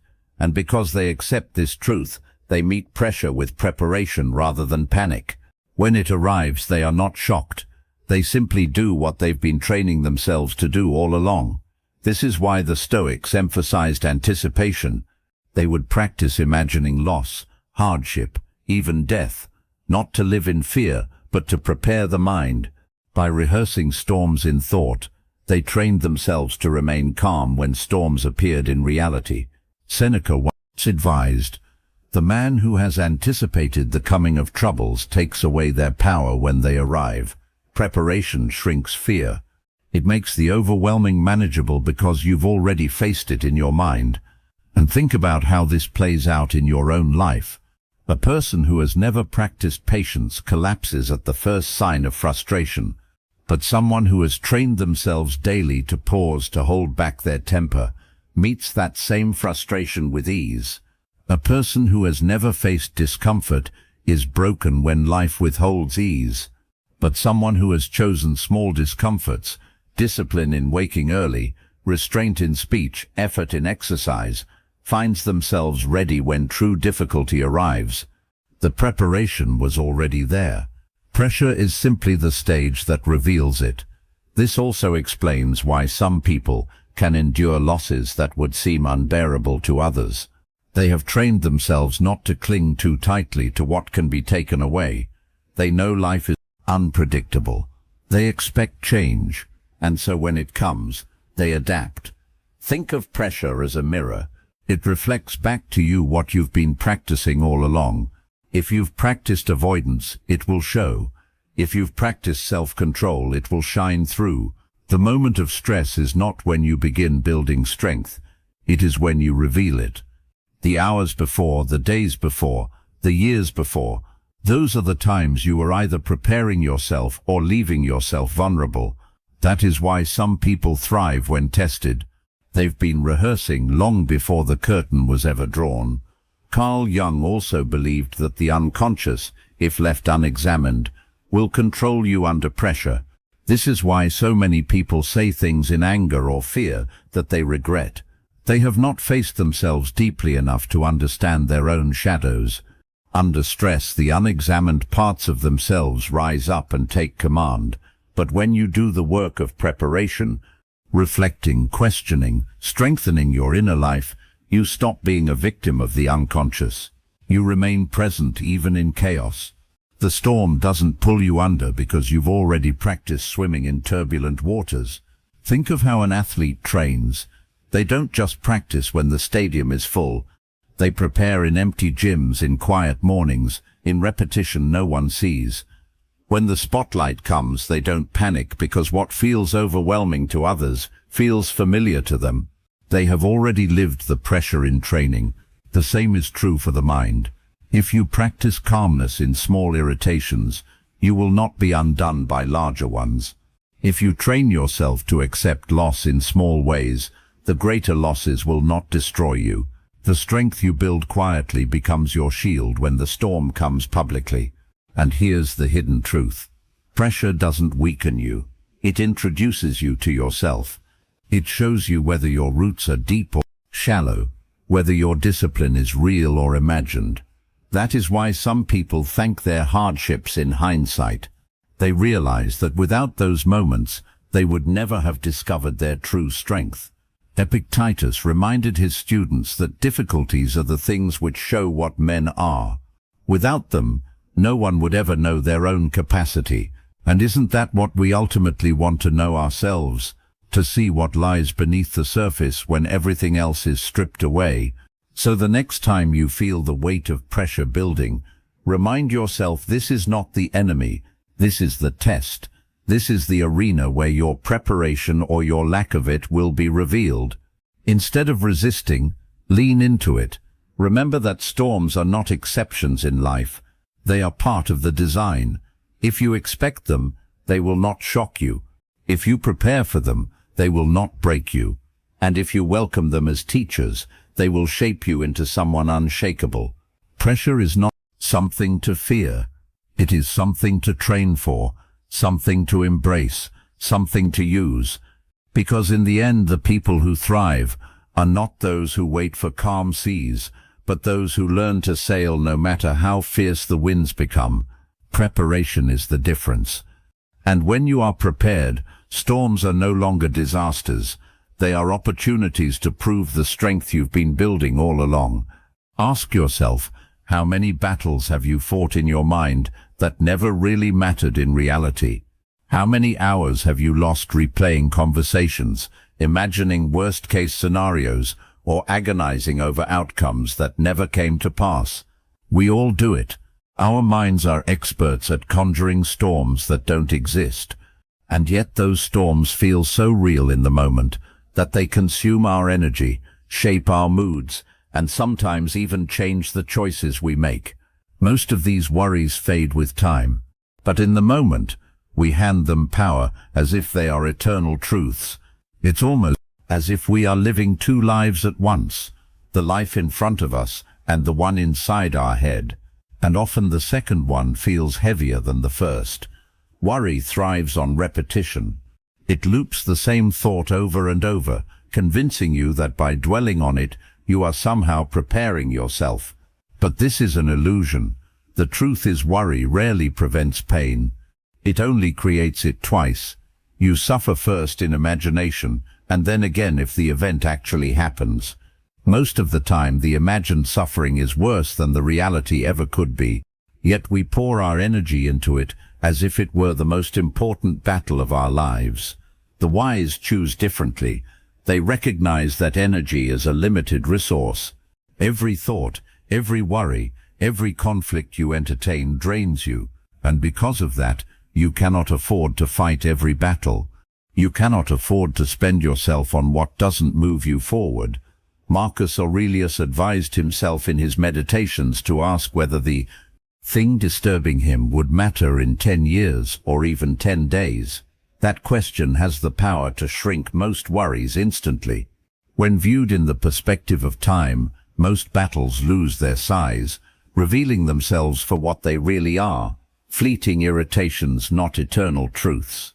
Think about the last time you were consumed by worry. Maybe it was about someone's opinion of you, or about a situation at work, or about a mistake you made in the past. In the moment, it felt massive. But looking back now, does it carry the same weight? Most likely not. The storm passes, the world moves on, and the thing that once kept you awake at night fades into irrelevance. Yet in the moment, you treated it as if it were life-defining. This is the cost of fighting battles in the mind. You pay with your peace for things that never deserved it. There is a discipline in choosing your battles, and it begins with awareness. Awareness of how often you're dragged into fights that don't exist. Awareness of how much energy you spend on ghosts. Once you notice, you can start to step back. You can remind yourself that not every thought deserves to be entertained. You can let some pass like clouds instead of turning each one into a storm. The more you practice this, the lighter your mind becomes. Instead of constantly being at war with yourself, you discover peace, not because the world is easier, but because you are wiser with your attention.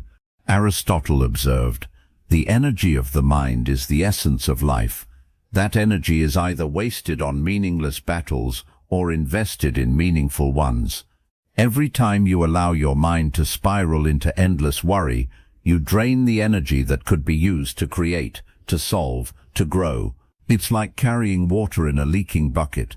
You pour out effort, but by the time you need it, nothing remains. Those who learn to seal those leaks, who stop wasting energy on shadows, suddenly find themselves with a reservoir of strength for what truly matters. And when you begin to live this way, you notice something else. The world becomes quieter, not because external problems vanish, but because the internal noise reduces.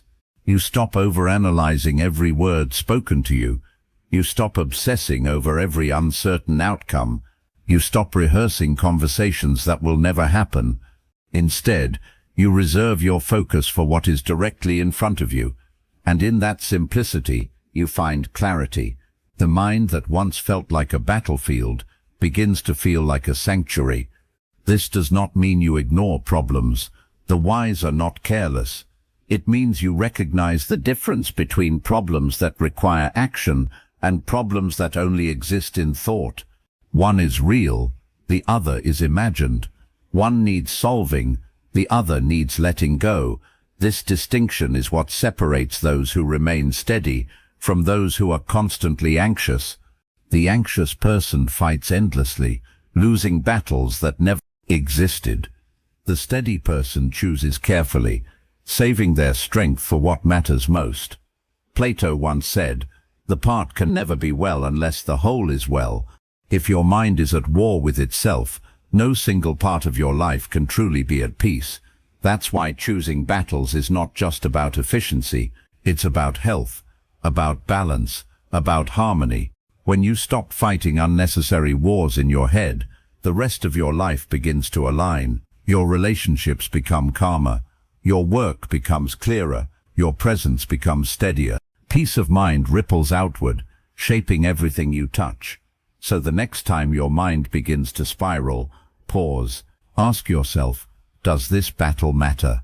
Will it still matter tomorrow, next month, or next year? If the answer is no, then let it go. Save your energy for what deserves it. Save your strength for the challenges that shape you. Because in the end, the mind will always present you with battles, but only you can decide which ones are worth fighting. And that choice, the choice to invest only where it matters, is what separates a life consumed by worry from a life lived with wisdom. And what about approval? Isn't it exhausting chasing the validation of people who in truth will forget your name tomorrow?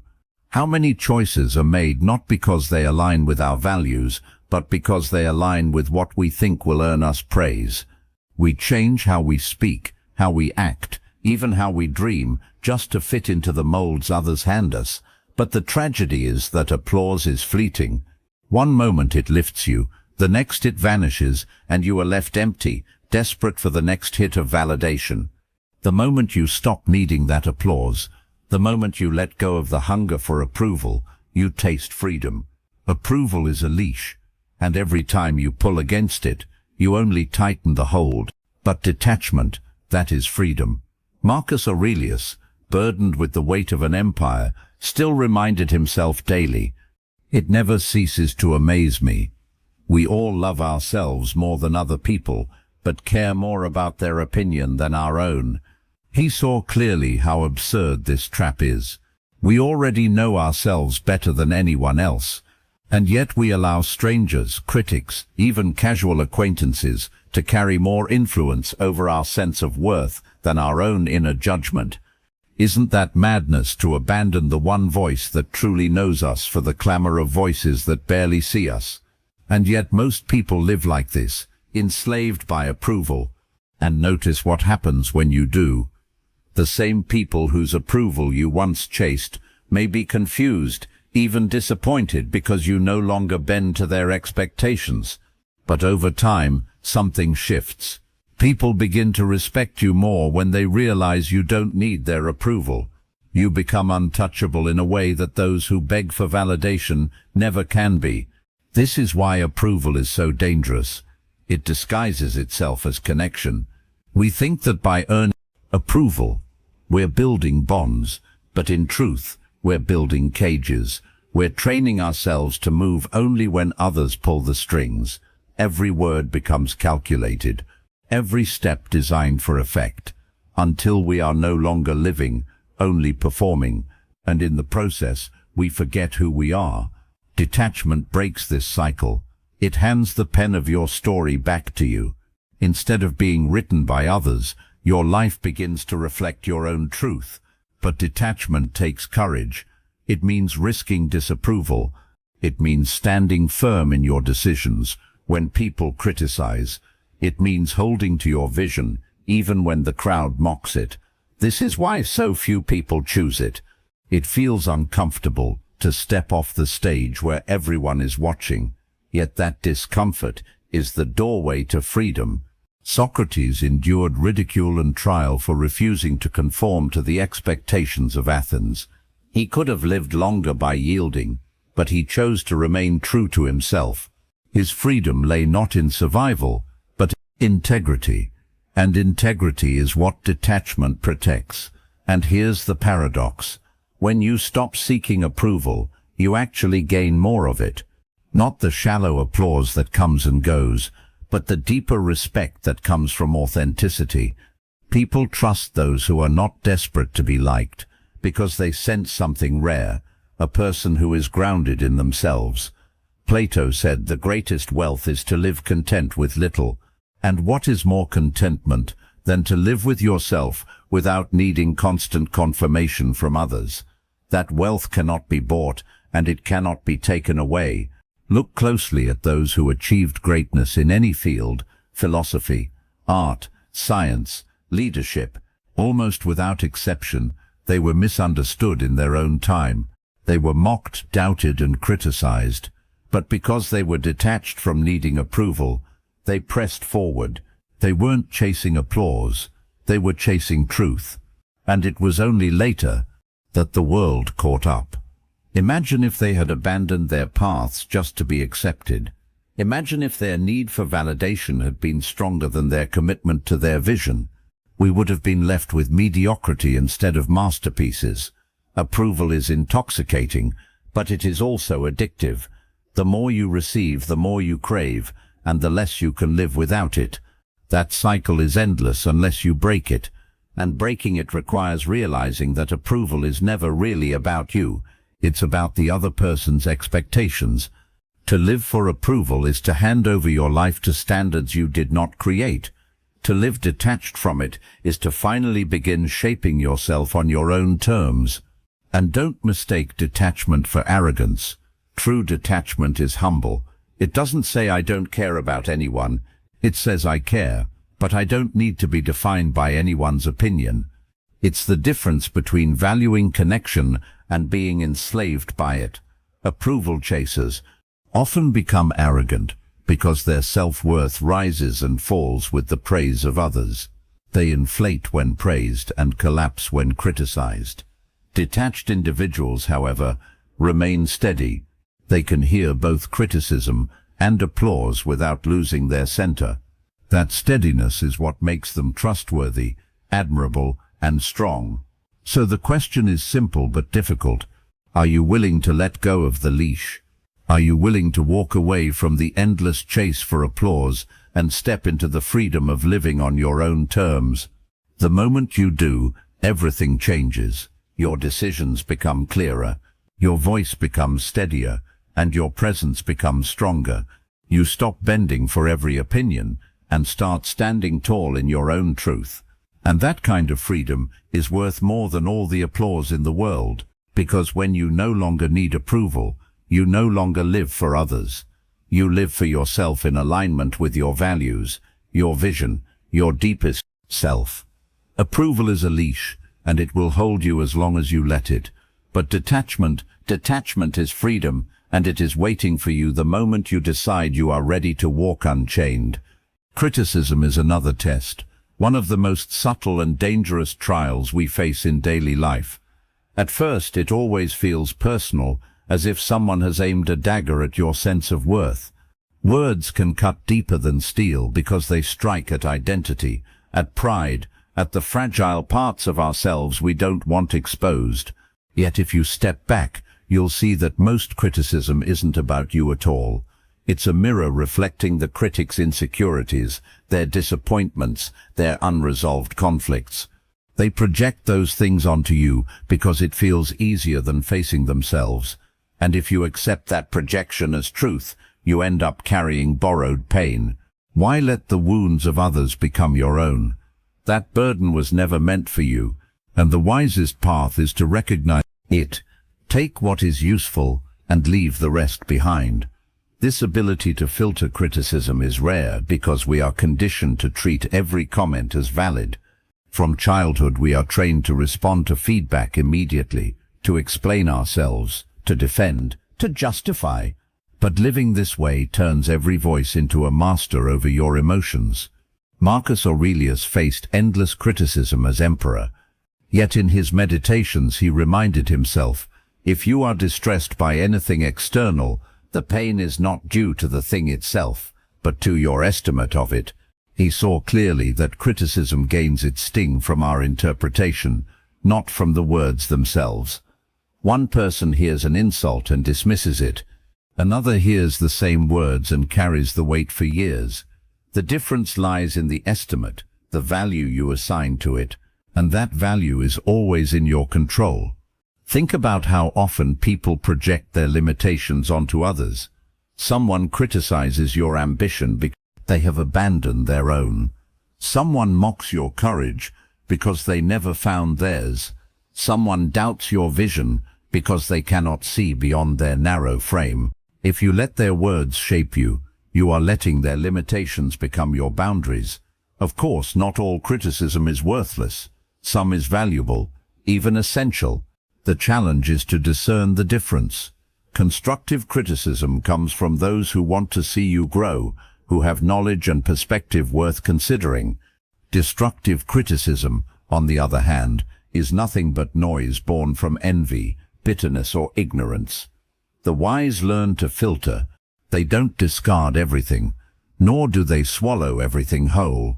They separate the grain from the chaff, the useful from the useless, and in doing so, they turn even negative voices into tools for progress. Seneca observed, "No man was ever wise by chance. Wisdom is deliberate. It requires practice, and filtering criticism is part of that practice.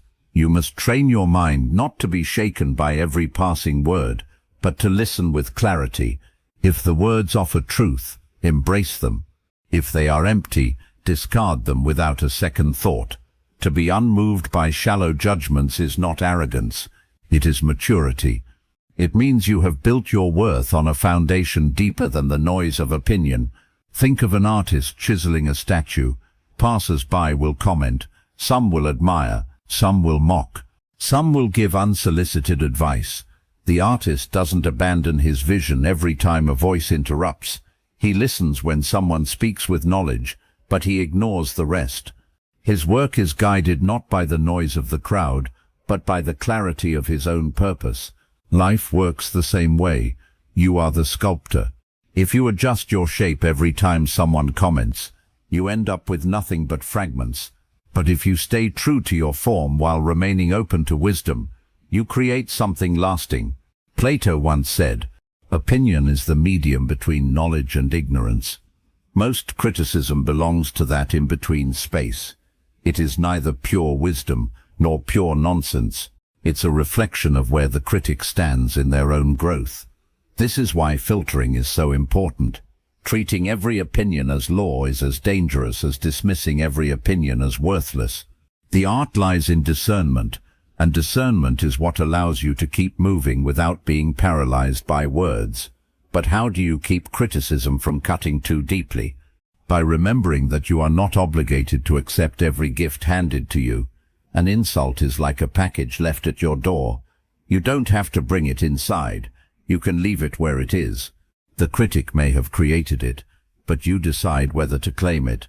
Detachment is the strength to see words as external objects rather than as reflections of your identity. And when you practice this, you begin to notice how much lighter life feels. You carry only what is useful, leaving the rest behind. When you begin to live this way, you find yourself less shaken by words. You hear them, you consider them, but you do not carry them. They pass through you like wind. And because of this you gain a kind of quiet strength that others notice. You become someone who cannot be easily manipulated by opinion, someone whose worth is rooted deeper than the surface. And this calmness is magnetic. People are drawn to those who remain steady in the storm of voices. So the next time criticism comes, and it will, remember that it is just another test, not of your worth but of your wisdom. Keep what helps you grow, discard the rest, and move on. Because life is too short to carry the pain that others are trying to hand you. And the freedom of living unbothered is found not in silencing critics, but in silencing the part of yourself that believes every word deserves your energy. Do you see the pattern? When you act unaffected, you don't just protect yourself from harm, you completely flip the power dynamic. The moment someone realizes their words or actions cannot penetrate you, the balance shifts. Instead of you struggling to defend yourself, they begin struggling to understand you. People admire what they cannot shake because it suggests a depth of strength they don't yet possess, and they respect what they can't easily figure out because mystery has always carried its own kind of power. To stand firm unbothered is to become an enigma, and mystery in itself becomes strength.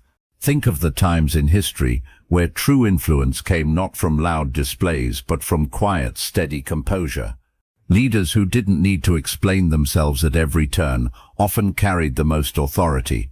Their silence was not emptiness, it was presence.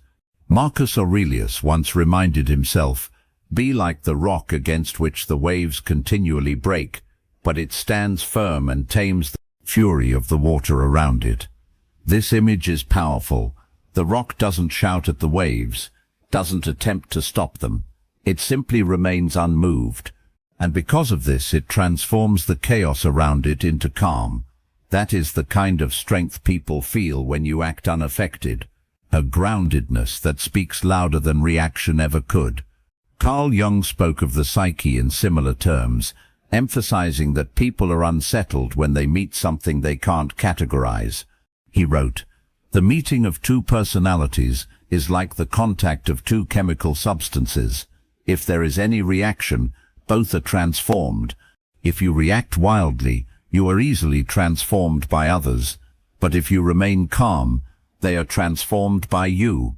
Your refusal to bend makes them question their own position. Your mystery unsettles them because it exposes their own predictability. They expected conflict. They expected control. But what they find is a calmness they cannot touch. This is why mystery is so magnetic. People lean in when they don't fully understand you. They speculate, they wonder, they try to figure you out. The less you give away in reaction, the more they project their own interpretations onto you. And often those projections are far more powerful than anything you could have said. Silence, restraint, and composure invite curiosity, and curiosity is one of the strongest forces of attraction. People are drawn to what they cannot easily define. Seneca offered a simple piece of wisdom. If you wish to be loved, love, but if you wish to be respected, the principle is different. You must not be easily moved. Respect is born not from bending, but from standing firm. People trust those who remain steady under pressure, because steadiness suggests mastery. When others lose control, They look to the one who hasn't. And when that one is you, your mystery turns into authority. They may not always like you, but they will always respect you. Think of how this plays out in personal relationships. When you are overly reactive, when every word or gesture pulls an immediate response from you, people stop valuing your presence. You become predictable, and predictability is easy to manipulate. But when you remain calm, when you respond with intention rather than impulse, people treat you differently. They hesitate before provoking you. They measure their words more carefully. They sense that you are not like others, that you cannot be controlled in the same way. This subtle shift gives you quiet leverage, a kind of influence that comes not from force, but from restraint. But mystery is not only external, it changes you internally as well. When you stop reacting to everything, you begin to conserve energy. You no longer waste yourself on trivial conflicts, on arguments that lead nowhere, on proving points that don't matter. That energy builds within you, and people feel it. You carry a quiet intensity, the kind that doesn't need to be displayed to be recognized. Jung warned that energy wasted on constant reaction only feeds the shadow, leaving you weaker and more fragmented. But when you choose calmness, you direct that energy inward, toward integration, toward strength. Think about how nature teaches this lesson. A storm may rage loudly, but it always passes. The mountain, silent and steady, remains. The oak tree sways in the wind, but does not uproot. The river cuts through stone, not by force but by persistence. These are the images of true strength, unbothered, patient, enduring. People admire them because they represent what we all secretly desire, stability in a world of chaos. And when you embody even a fraction of that in your own life, you carry the same kind of quiet power. And here lies the paradox of respect.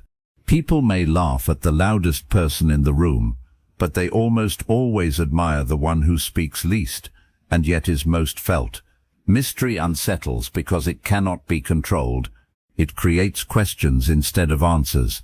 And in a world obsessed with instant clarity and constant noise, that quiet uncertainty becomes irresistible. Epictetus once taught, "If you want to improve, be content to be thought foolish and stupid." At first, mystery often feels like that. People will misunderstand you, misjudge you, fill the silence with their own assumptions. But in time, they begin to see the strength behind your restraint. They realize you were never foolish. You were simply beyond their grasp. And by then the respect you carry is deeper than any argument could have earned. So when you act unaffected, you are not only protecting yourself from needless suffering, you are reshaping the very power dynamic around you. People admire what they cannot move, they respect what they cannot predict. And in your calmness, in your silence, in your refusal to react, you create a mystery that becomes your greatest strength. Not because you've hidden who you are, but because you've revealed that your center is unshakable. And in a world where most are constantly pulled in every direction, that steadiness will always stand out as rare, as valuable, and as undeniably powerful. And silence is a weapon, though most people don't realize it. They rush to explain themselves, to defend, to justify, to prove that they're right. It feels uncomfortable to let words hang in the air unanswered. But the one who can stay silent commands attention without even asking for it. Silence makes people lean in. It forces them to think. It unsettles them in a way that words never could. Words reveal. Silence conceals. And concealment has always been a form of power. Which one then do you think holds more weight?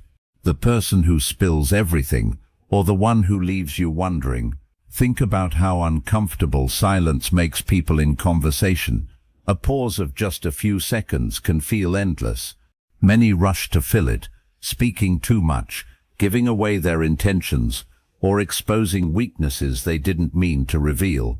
But the one who can sit calmly in silence is in control of the moment. They don't need to rush. They don't need to fill the air with explanations. Their stillness itself is a statement. I am not unsettled. I am not afraid of space. I am not desperate to be understood.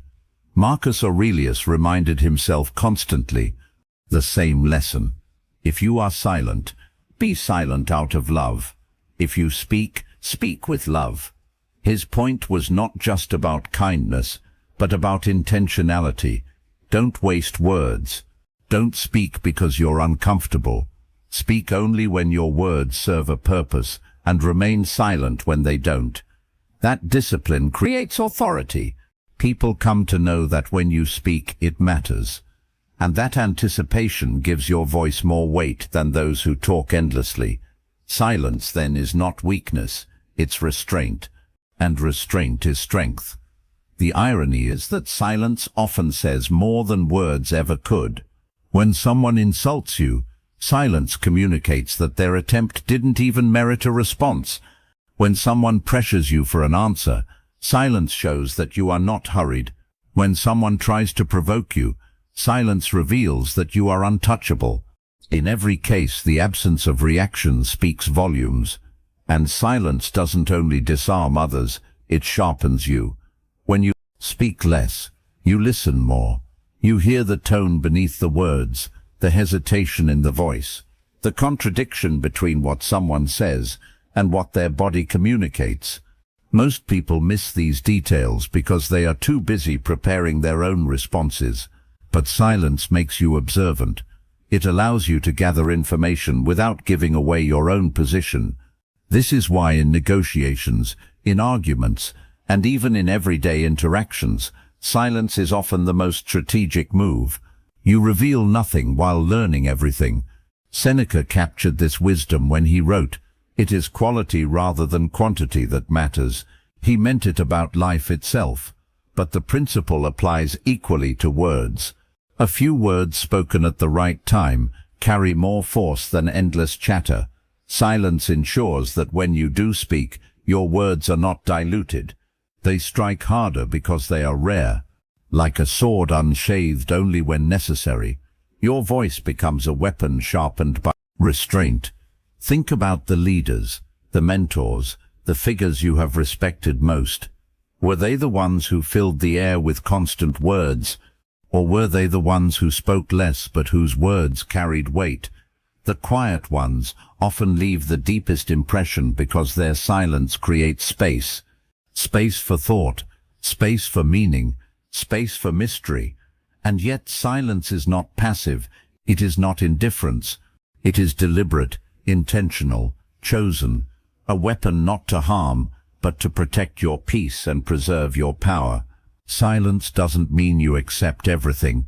It means you don't waste yourself on what doesn't deserve you. This kind of silence can feel radical in a world obsessed with noise. We live in an age of endless opinions, of constant explanations, of voices demanding to be heard. But those who master silence rise above the clamor. They don't need to prove themselves in every debate or justify themselves to every critic. Their calmness becomes magnetic. Their silence commands more attention than another person's shouting ever could. People wonder what you are thinking. They speculate, they guess, they lean closer, and in that curiosity lies influence. And here's the beauty of silence. It gives you control over timing. Words once spoken cannot be taken back, but silence gives you space to choose the right words. In moments of conflict, silence cools the heat and clears the fog. In moments of decision, silence allows reflection instead of impulsiveness.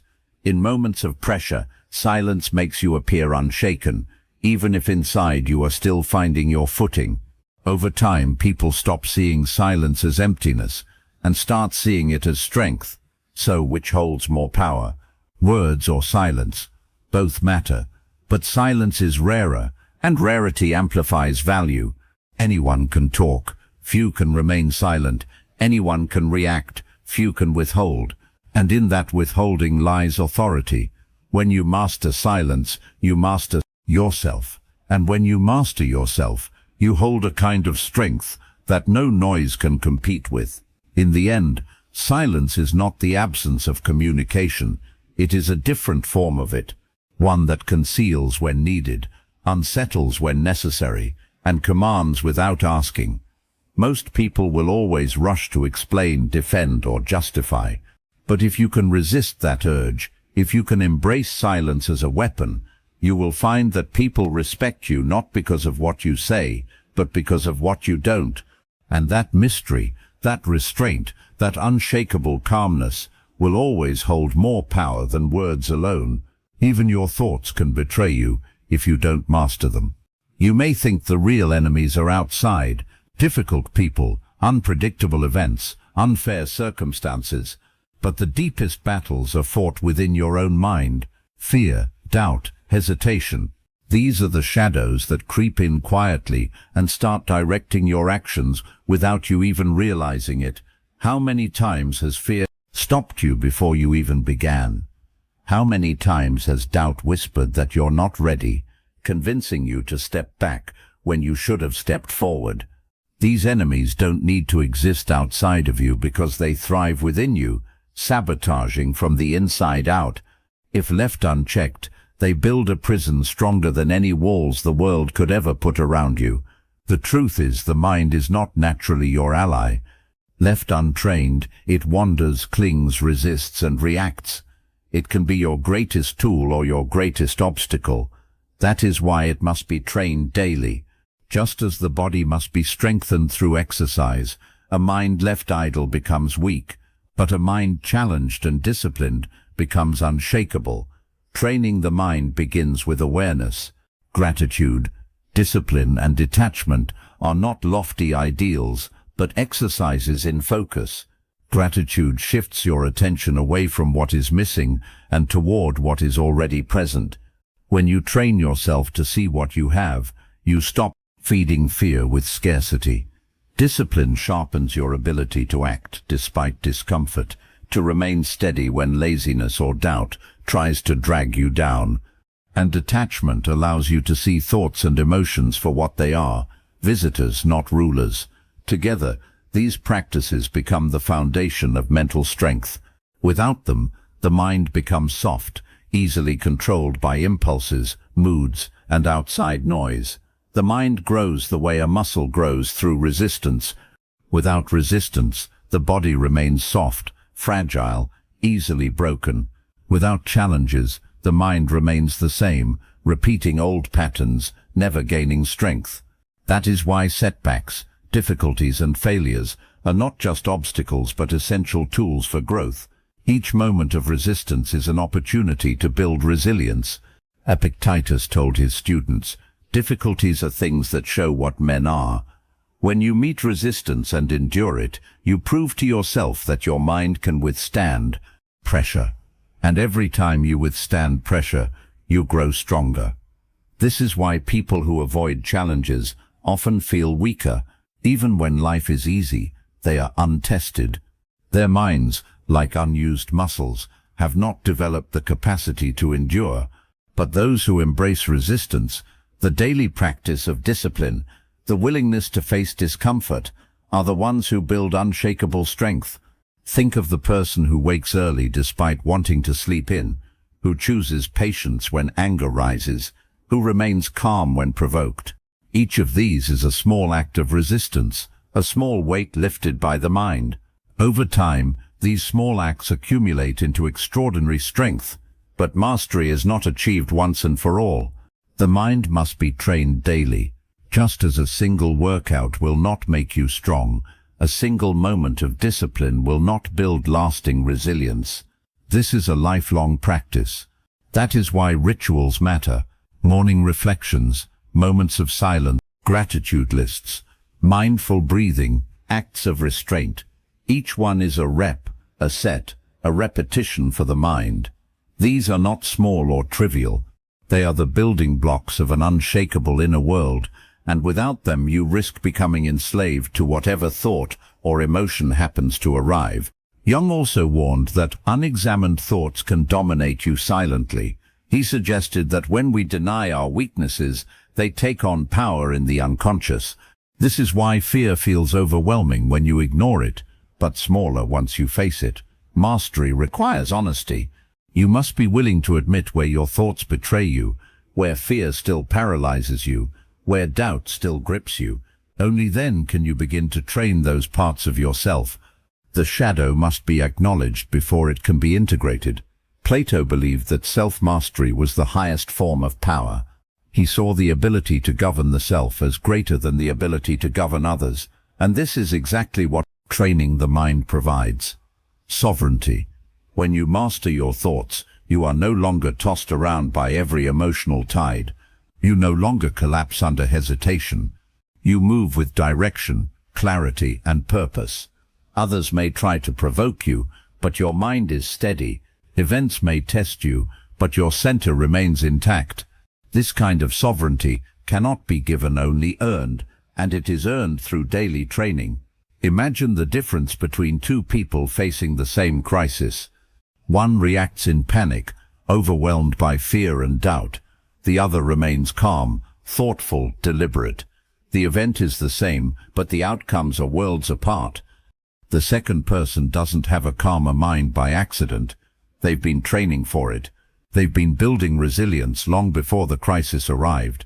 And when it finally came, their preparation revealed itself. Pressure exposes the training you've done, and the mind, when properly trained, becomes your greatest shield. So remember this: your thoughts are not always loyal companions. Left untrained, they will betray you, whispering fear, doubt, and hesitation. But trained with gratitude, discipline, and detachment, they become allies. They become sources of strength, clarity, and freedom. The mind is like a muscle, and every challenge, every act of restraint, every moment of gratitude is a repetition that makes it stronger over time. That strength becomes unshakable. And when your mind is unshakable, nothing outside of you, no insult, no setback, no storm can ever truly break you. So let the world test you. Let insults come. Let pressure build. Let setbacks appear, because they are not punishments. They are opportunities. Every trial is practice. Every moment of discomfort is training. And each time you choose calm over chaos, each time you pause instead of exploding, each time you remain steady while others lose control, you are reinforcing an armor no one can penetrate. Life does not forge strength in ease. It carves it out in difficulty, in resistance, in the very moments you wish weren't happening. To avoid the test is to avoid the growth. To welcome it is to become unshakable. Carl Jung approached this from another angle, reminding us that trials reveal the hidden aspects of ourselves. He said, "Until you make the unconscious conscious, it will direct your life, and you will call it fate." The world's tests draw out those unconscious parts, exposing weaknesses you didn't know were there. An insult might reveal your sensitivity to pride. A setback might reveal your dependence on control. Pressure might reveal how much fear still dictates your choices. These revelations sting, but they are invaluable. They give you a chance to confront yourself honestly and build the strength you lack. Without the test, those parts of you would remain hidden, silently running your life. With the test, you are given the chance to take command. Think of a soldier training for battle. He doesn't complain about the weight he has to carry or the harshness of the conditions. He knows each repetition, each hardship is preparation for the real fight. Life works the same way. The insults, the disappointments, the betrayals, they are your training ground. And though you may wish they weren't there, one day you will look back and realize they were essential. Without them, you would have remained fragile. With them, you are fortified. Seneca once wrote, "Fire tests gold, suffering tests brave men." You cannot claim strength without trials to prove it. Just as metal is refined in fire, your mind and spirit are refined in adversity. The insult you endure without reacting, the pressure you bear without breaking, the failure you rise from without despair. These moments temper you. They turn raw potential into real power. You cannot read about calmness and become calm. You cannot imagine strength and suddenly become strong. You must live the trials. You must face them, endure them, and let them shape you. And isn't it true that the people we admire most are not those who had easy lives, but those who stood firm in difficulty? We don't remember the ones who avoided tests. We remember the ones who endured them with dignity, the leader who remained composed while everyone else panicked, the friend who stood steady in your darkest hour, the thinker who produced wisdom out of their own pain. Their strength was not given to them. It was built in the same way yours will be, through practice, through trials, through facing the world's tests again and again, until composure becomes second nature.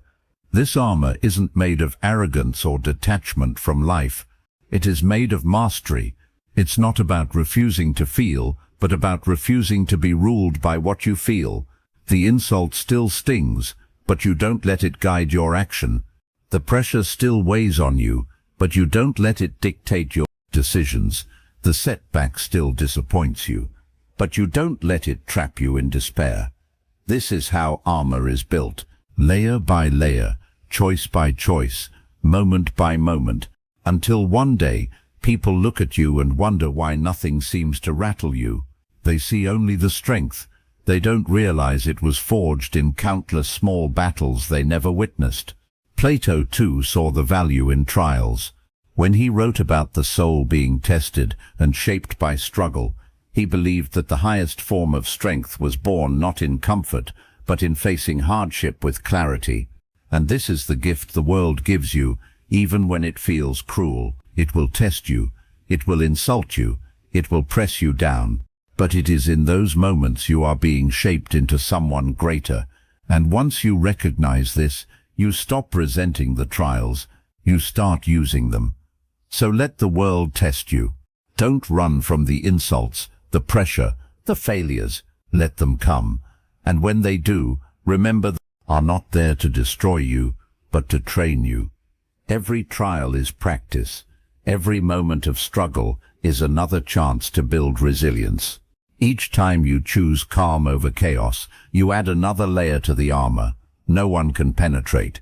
And when that armor is strong enough, nothing outside of you, not people, not events, not even fate, will have the power to break you. Because in the end, it's not the world that determines whether you remain unshaken. Life suddenly became easier, not because problems stopped arriving, but because you became stronger. Because you finally understood the truth, that control does not come from bending the world to your will, but from owning your own reactions to it. Once you own your reactions, you own your life. That is the kind of freedom most people never taste, and yet it is available to anyone who dares to train for it. This kind of strength is quiet, but it does not go unnoticed. People sense it. They see how you move through storms without losing your footing. They notice how insults bounce off of you, how pressure fails to break you, how setbacks don't define you. They may not understand it at first, and often it unsettles them. Because while the majority are quick to anger, quick to defend, quick to fall apart, you are steady, you carry yourself differently, and that difference is magnetic. It pulls respect from others, without you ever asking for it. It's important to understand that being unbothered is not the same as being indifferent. Indifference is apathy. It's the refusal to engage with life at all. Being unbothered, on the other hand, is the choice to engage fully without being ruled by every twist of fate or every opinion of others. You still feel, you still care, you still act, but you do so from a place of sovereignty. You respond on your own terms, not because someone pulled you into a reaction. That difference is subtle but profound. One keeps you chained, the other keeps you free. And once you reach this place, something beautiful happens. Peace becomes your default.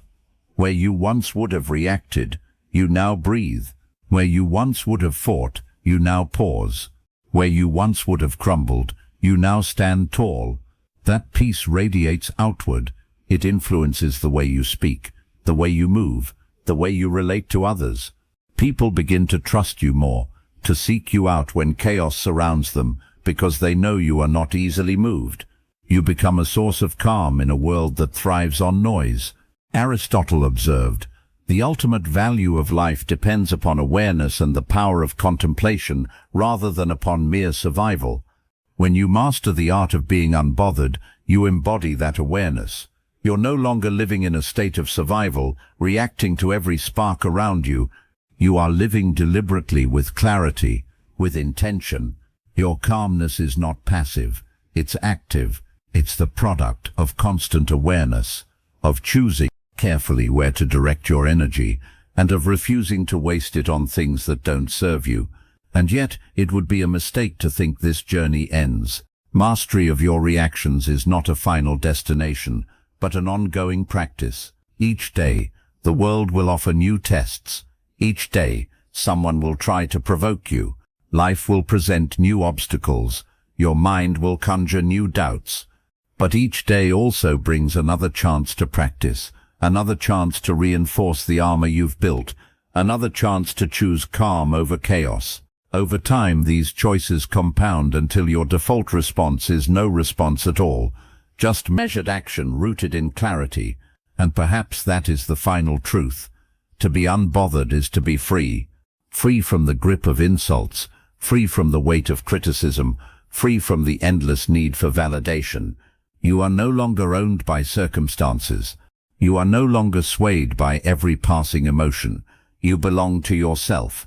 And when people notice, when they ask why nothing rattles you, you will smile, not because you feel superior, but because you know the secret. Life did not become easier. You became stronger. You learned to own your reactions, and in owning your reactions, you discovered that you own your life. So let the world wonder. Let them speculate about your calmness, your silence, your mystery. You don't need to explain it. You don't need to defend it. You only need to live it. Because the art of being unbothered is not something you tell, it's something you show. And when you embody it fully, you carry a strength that no one can take from you. The strength of self-mastery, the strength of freedom, the strength of a life that is truly finally your own.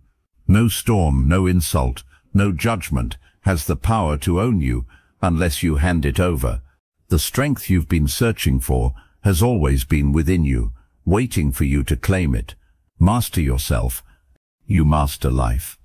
If this message spoke to you, keep the journey alive. Watch one of the videos now appearing on your screen and let the lessons carry you further. Thank you for walking this path with me, and thank you for being a part of Stoicism.